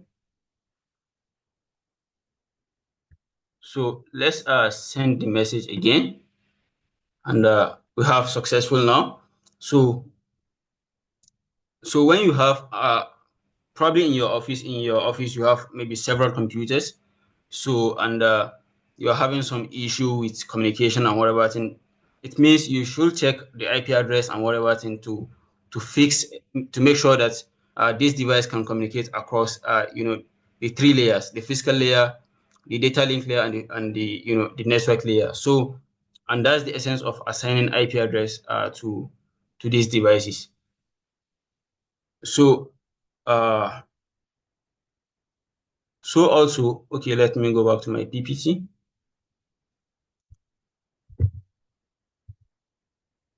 So, okay, we just configure some network now. So I am going to ask, I have this question for everyone. What is a common challenge you faced while connecting to Wi-Fi before we go into troubleshooting? What are maybe some of the, the most common challenges you faced while trying to connect to a Wi-Fi network? So you can send your feedback in the comment section. So while we are waiting the comments, there's a question here from Genevieve. It says, can this work when connecting two laptops to use one mouse? To use a single mouse, I think it depends on the type of mouse. For example, the mouse I'm using, it has a Bluetooth connection, and then it has the 2.4G connection. For the 2.4G, it has a USB port which I can connect, and then the Bluetooth I can use to connect to to another computer, which its Bluetooth can also might be on at that time. So I can just it has a button where I can switch between the two configuration. So, but I don't really know if that answers question. All right, we'll take that for now. So one of the okay, you can continue, CEO. So one of the concern that this person is raising is that when they try logging into their school page, it's a page not working sometimes. That's some of the problem they face. Yes, I'm going to address that in a moment. Also, another person says sometimes the Wi-Fi will connect, but can access the internet. Yes, those are some of the things. Yes, those are some of the things I prepare some, some PPT to illustrate how to fix those problems now. So quickly, thank you for the feedback. Thank you, CEO, for your time. So let's quickly go into the network troubleshooting. Network troubleshooting, it's just a brief of techniques. Of course, I think everyone should have maybe some little idea of how to fix their problem without, needing a network expert, to come to their aid. So one of those, tools for, for network troubleshooting is ping. Just like I illustrated the other time how to, access the command prompt. Accessing the command prompt will be normal for everyone. Why did I say so? Because we're in the computer age. It's not only for programmer. When you have some problem, of course, you should have, some little knowledge of how to fix it. And one of them is to make sure you know how to access your command prompt. So our command prompt, after accessing the command prompt, we can use the ping command to, to check if our connectivity is okay. For example, we have popular DNS like the Google DNS. We can ping google.com by pinging the domain name, okay? And ping google.com. So another one is, checking using the ipconfig command. So this ipconfig command can be used in different ways. For example, okay, I just use it to check the IP address and the MAC address of my computer now. We can also use it, to tell the computer that, okay, I am finding it difficult to connect to the internet. Okay, please release the IP you are having before and then renew the IP for me. Okay, but I won't be able to use these two commands, this ipconfig/release and ipconfig/renew now, because if I am to do that, I'm going to be disconnected. Okay, so just like we typed the other time that, okay, ipconfig/all. Okay, instead of the /all, you just use release for it to forget the previous IP address it has been having when you are having connectivity issue. Okay, tell your NIC, the network interface card of your computer, the wireless card, tell it to forget whatever IP address it has obtained before. You should just forget it, okay? And then you now use ipconfig/renew to renew and get a new IP address, okay? So that it's going to clear the cache. It's just like, okay, clear cache, so that I can have optimization on my browser. So we also have the get MAC, to get the MAC address. And then on Linux, I think it's not ipconfig, it's the command is ifconfig. And I also think on Mac also it's ifconfig, okay? So instead of ipconfig, you just use ifconfig/all or ifconfig/release, ifconfig/renew. So, and then we also have the traceout or the traceat.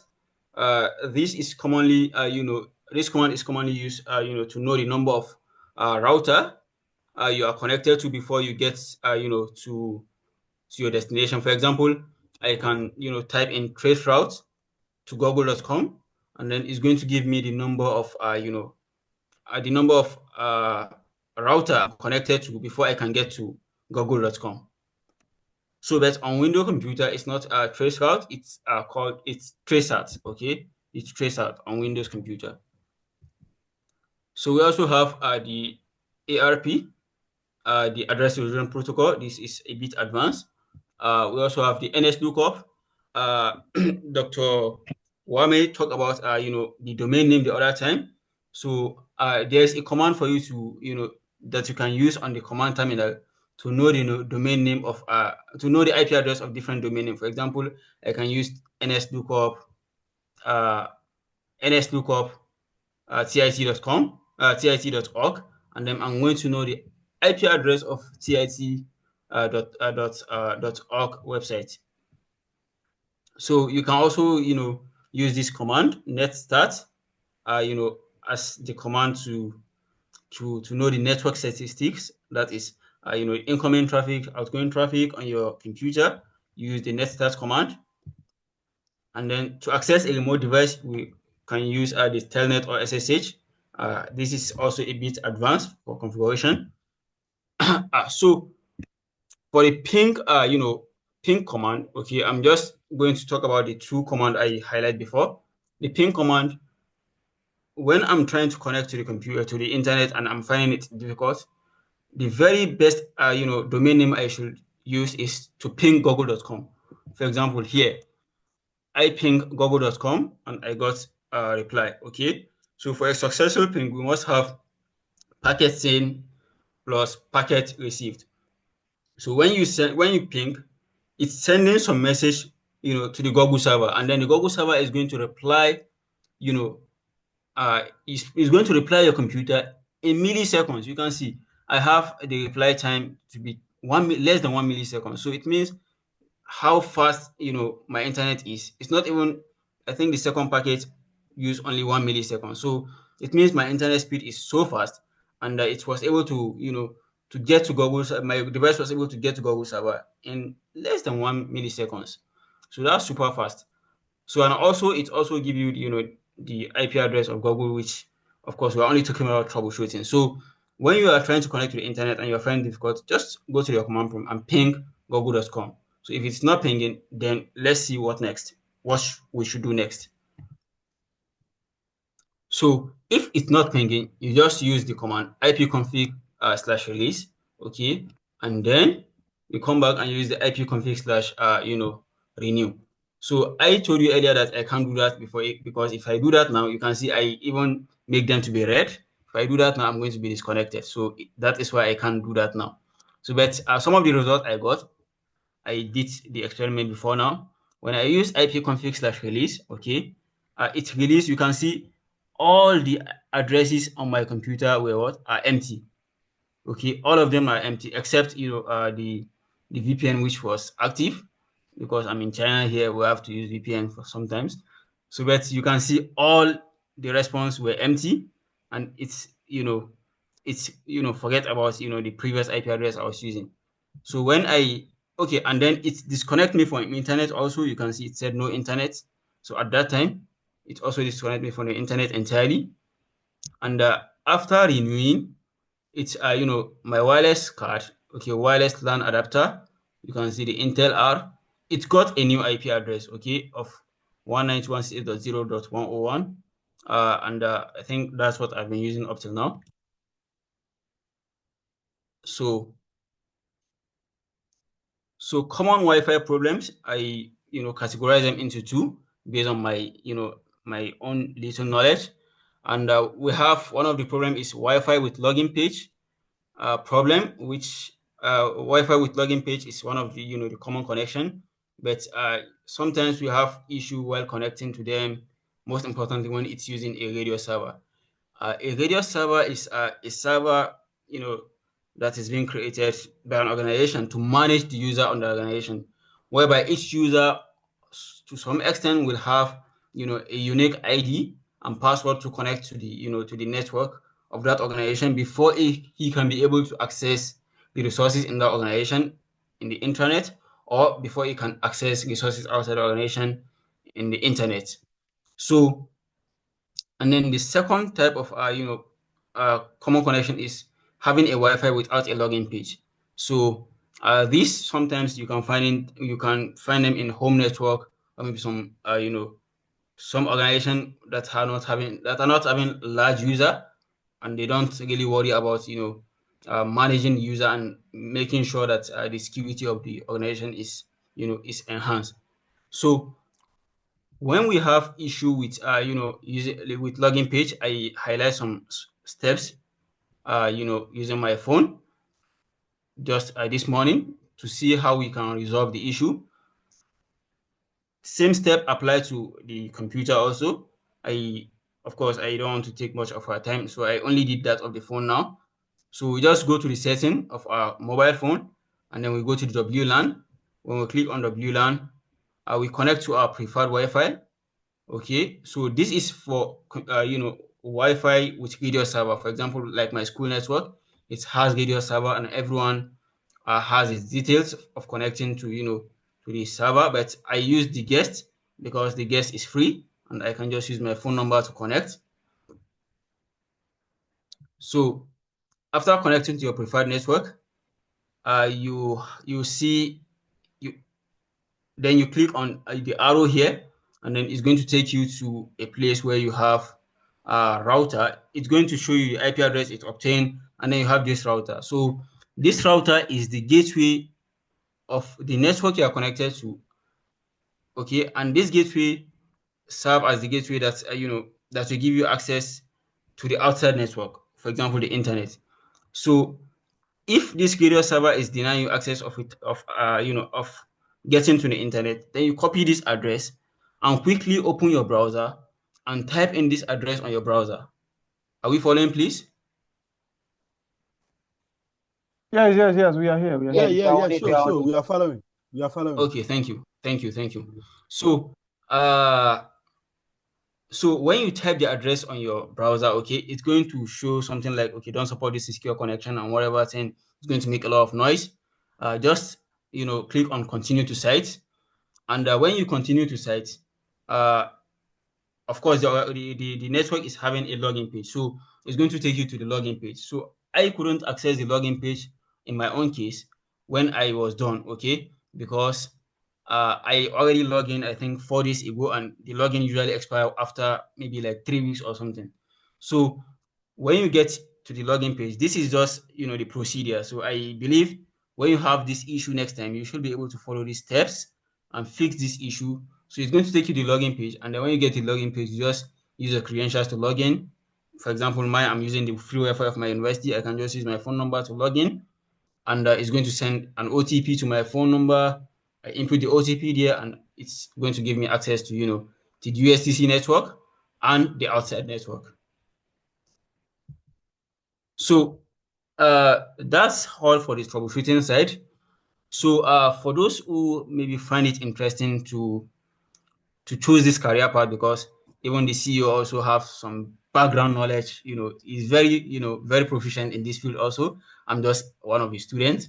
So for those who intend to, to continue, on this path, they can visit this website, netacad.com, to take courses in, basic of networking, cybersecurity, and some other, interesting courses for them to enhance their skills. So, and this software, the Cisco Packet Tracer, can also be gotten from that platform also. And we also have the Wireshark for packet analysis and ethical hacking, whereby this software can be used to extract information, from it can be used to get your IP address, your even including your MAC address on the network by an ethical hacker. It shouldn't be used by it's going to be used for unethical reasons, because it's used for packet analysis and it can be used to get different information. Not only these two, even what you are sending on the internet can be analyzed with this with these tools, Wireshark. So, and for emulation, if someone maybe want to go advanced, you can use GNS3 software to to advance the skills and practice with somehow real life Cisco devices for its to enhance the skills. So we come to the end of the session. If you have any question, you can you can ask.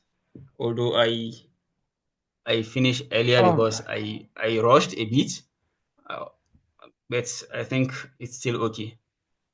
All right. Thank you so much. Let's appreciate the speaker for the time and everything. So if you have any question, we're going to take 3 questions because we have a few minutes left till the end of today. You can raise your hand and then we will recognize you. So we have the first person, Engineer Kroman. After Engineer Kroman, we take Abbas. So Engineer Kroman, you can unmute yourself and ask a question. Thank you very much, Mr. Presenter. Actually, I don't have a question. I just have a suggestion. I don't know. I have something which I want to share with you guys, because since you are helping, maybe other people might benefit. So that's just what I want to say. It's a material for those who are interested in this field that maybe some are interested. That's why I said let me just come up with this one and say, let me ask if you give me permission to share it, or I will forward it to someone who will share it in a book, something like that. All right.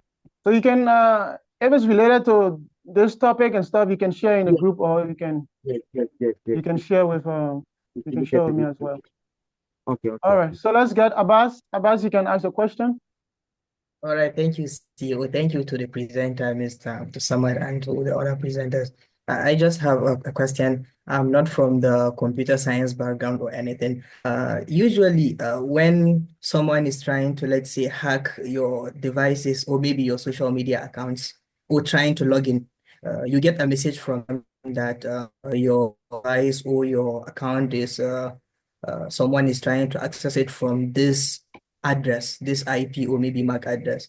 So I just want to ask, is there anything you can do further with that information, or you just have to leave it and go and try to maybe change your password or do something? Thank you. That's my question. Okay, thank you, Mr. Musaddiq Abbas, for your question. I think if someone try to get access to your resources, maybe your account, your social media account, or some other accounts, the best way to protect the account is to ignore any message that come without you authorizing it, one. And then the second one is to make sure that your password is being changed routinely. I think most of us has the habit of maybe using a password for maybe 2-3 years. No. As someone from networking background, I have several passwords for several activity of mine, and always ignore any message from fraudulent or maybe something you think is fraudulent. I think that's what I can say about that. Thank you. All right. Okay, basically, sorry, CEO, can I? Okay, go ahead. A few seconds. Yeah, go ahead. Okay. Because you said we can use the command prompt to get the IP address of other places. You give the example of getting IP address of TIT, for example. So the question Yes. is like, why do we need that information? Because I know there is definitely a reason to get the IP address. Is there anything further, any analysis we can do with that? Yes, I think yes, I understand your question now. So I think the reason why I gave that is for troubleshooting sake. For example, okay, someone is trying to connect to the internet. For example, I'm using VPN to connect or something, and I'm having issue along the way. So many issue trying to connect is giving me this. One thing you can do is to just go to the command prompt and for example, okay, let me quickly uh let me, can you see my screen, please? Okay, let me go to the command prompt here. And so one way to fix the issue is to make sure, okay, I think, for example, I'm not connected to the outside network, baidu.com. Okay, and use /t. So while this pinging is going on, if it is not successful like this, you are going to see so many messages like timeout, like a device unreachable, like whatever thing.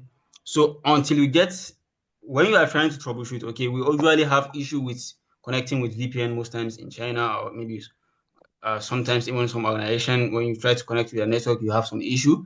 So you use the ping and then with /t until you get a message like this before you know that, okay, your connection is is active. You are now connected to the internet. So if you don't want to go by the browser option, okay, maybe trying to reload the browser multiple times. So the best way is to just use the ping, and when everything is successful, then you stop the ping. And I think that's the reason why I show that. But for security, something analysis and whatever thing, it's more deeper than that. Okay, so it's more deeper than that. We can use that IP address to trace the person. Is also useful not just for the troubleshooting aspect, but we can use it to trace probably whoever doing that. But mostly, those that will be doing that, they are actually maybe sophisticated, so the layman cannot actually find them except you have the technical knowledge to trace that IP. Because if, for example, I'm using VPN to conduct that attack, and you try to trace that IP, you will be tracing that IP to a different location instead of tracing the location that I'm actually at. So let's take this last person, Lee, and then we will call it day for the question and answer session and do our attendance. So Lee, if you are there, you can unmute yourself. Yeah, thank you so much for the splendid presentation. So my question here has to do with, sometimes when you are searching through the website, how can you distinguish between the secure and the unsecure website? Because sometimes when you are searching online, you will see some pop-ups that will be coming on your computer or your phone. So how can you distinguish between which one is right or secure and which one is not secure? Thank you. Yeah, thank you very much for the question. So the concept of seeing a response from a web a web request, for example, searching a website and then it's telling you it's not secure. It's in different form. For example, some websites, they can buy the domain name without getting the SSL certificate. Okay, so the SSL certificate is the one that we make them to have the logo of the padlock logo, the security logo, the padlock logo. When you try to access a site, you see some of them are having the padlock, while some of them are having cross on the padlock. When I say cross, I mean a red line across the padlock. So sometimes it doesn't mean those websites are not secure, the one that is having the red line on the padlock. It might only be that maybe their SSL certificate has expired or some other things. But to be able to know, okay, this website is fraudulent or maybe this website is not fraudulent, it depends on what that website is aimed to solve or maybe aimed to do. So I think I can only answer to this level because I'm not a security expert, and I'm not a domain name expert. All right. To that effect, we have something called HTTP and HTTPS. We also have TLS. We have SSL. So for an ordinary person who just visiting a website, you should check at the very beginning of the URL, the Uniform Resource Locator, which is, for example, if you're visiting maybe facebook.com, you will see something like http ://www.facebook.com. So if you see just HTTP without HTTPS, S means secure. It means that site is secure. So if the site just has HTTP without S, and most times it's not secure. Like a reason I have to renew TIT domain. So during that process, it was just HTTP. And whenever you visit TIT website, you will see the alert that probably this site is not secure. So that was one aspect he was talking about. Though TIT is secure, but it needs renewal. But on the other end, most of the other sites that just have the HTTP, they are not secure. I did one kind of a technique. I think it's on the WeChat channel and the YouTube where I was able to technically track or capture the packets. For example, this person was trying to log into their account from the university to check their scores, their grades, and everything. I was able to intercept that packet from the person and see which site this person was visiting and the username and the password, everything. I was able to capture that. I think I posted on the WeChat channel and also on the YouTube channel. You can also check it out. Probably I will have much time to talk about some of these things, but thank you so much, Honorable Speaker, for the time. We highly appreciate. You can stop sharing and then we will do our attendance, after which, if you still have other questions, we can be able to address some of them. So you can turn on your camera. Let's do our attendance.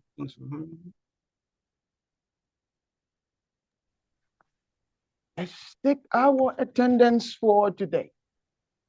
So please don't send any message now, because if you send it, I block somebody's name, and the person might not see themselves in the attendance. So please just, well, officially we have 5 minutes to end officially, so we are not taking your time. Let's just do this quickly and we be done. Taking the first train.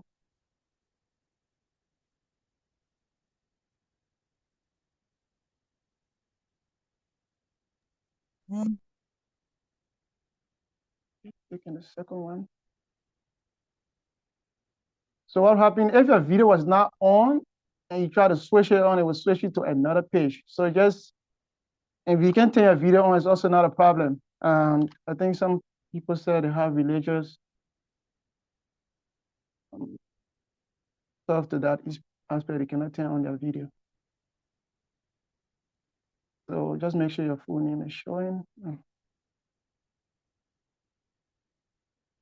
Okay, we are making progress.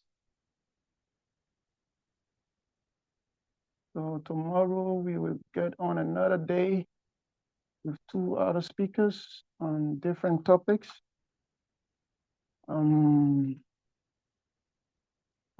We have got a lot, so let me just do this quickly, guys. Just bear with me. Sorry for this one.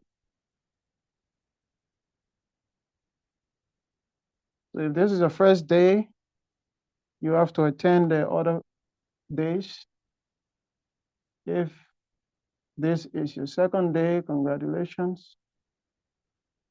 You're making progress. By day 4, we will start to prepare the certificate, assuming that you will be able to attend the other days. So if you cannot attend the other days, then we will have no option but use Control, Alternate, and Delete to delete that certificate that we created for you. We are in a backup. Okay, I have 2 more to go. Just 2 more.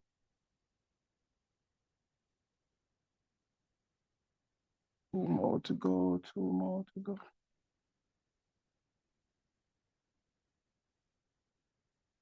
All right, just wait 1 more, the last one.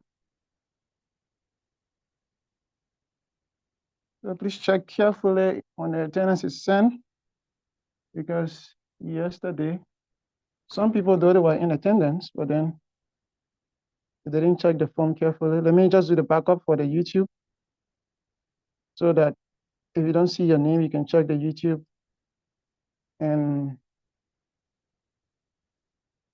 tell us, oh, I was there, you can see me here, but then you actually didn't capture my attendance. So, okay. Okay.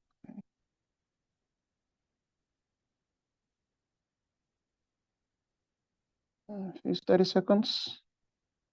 1, 2, 3, 4, 5, 6, 7.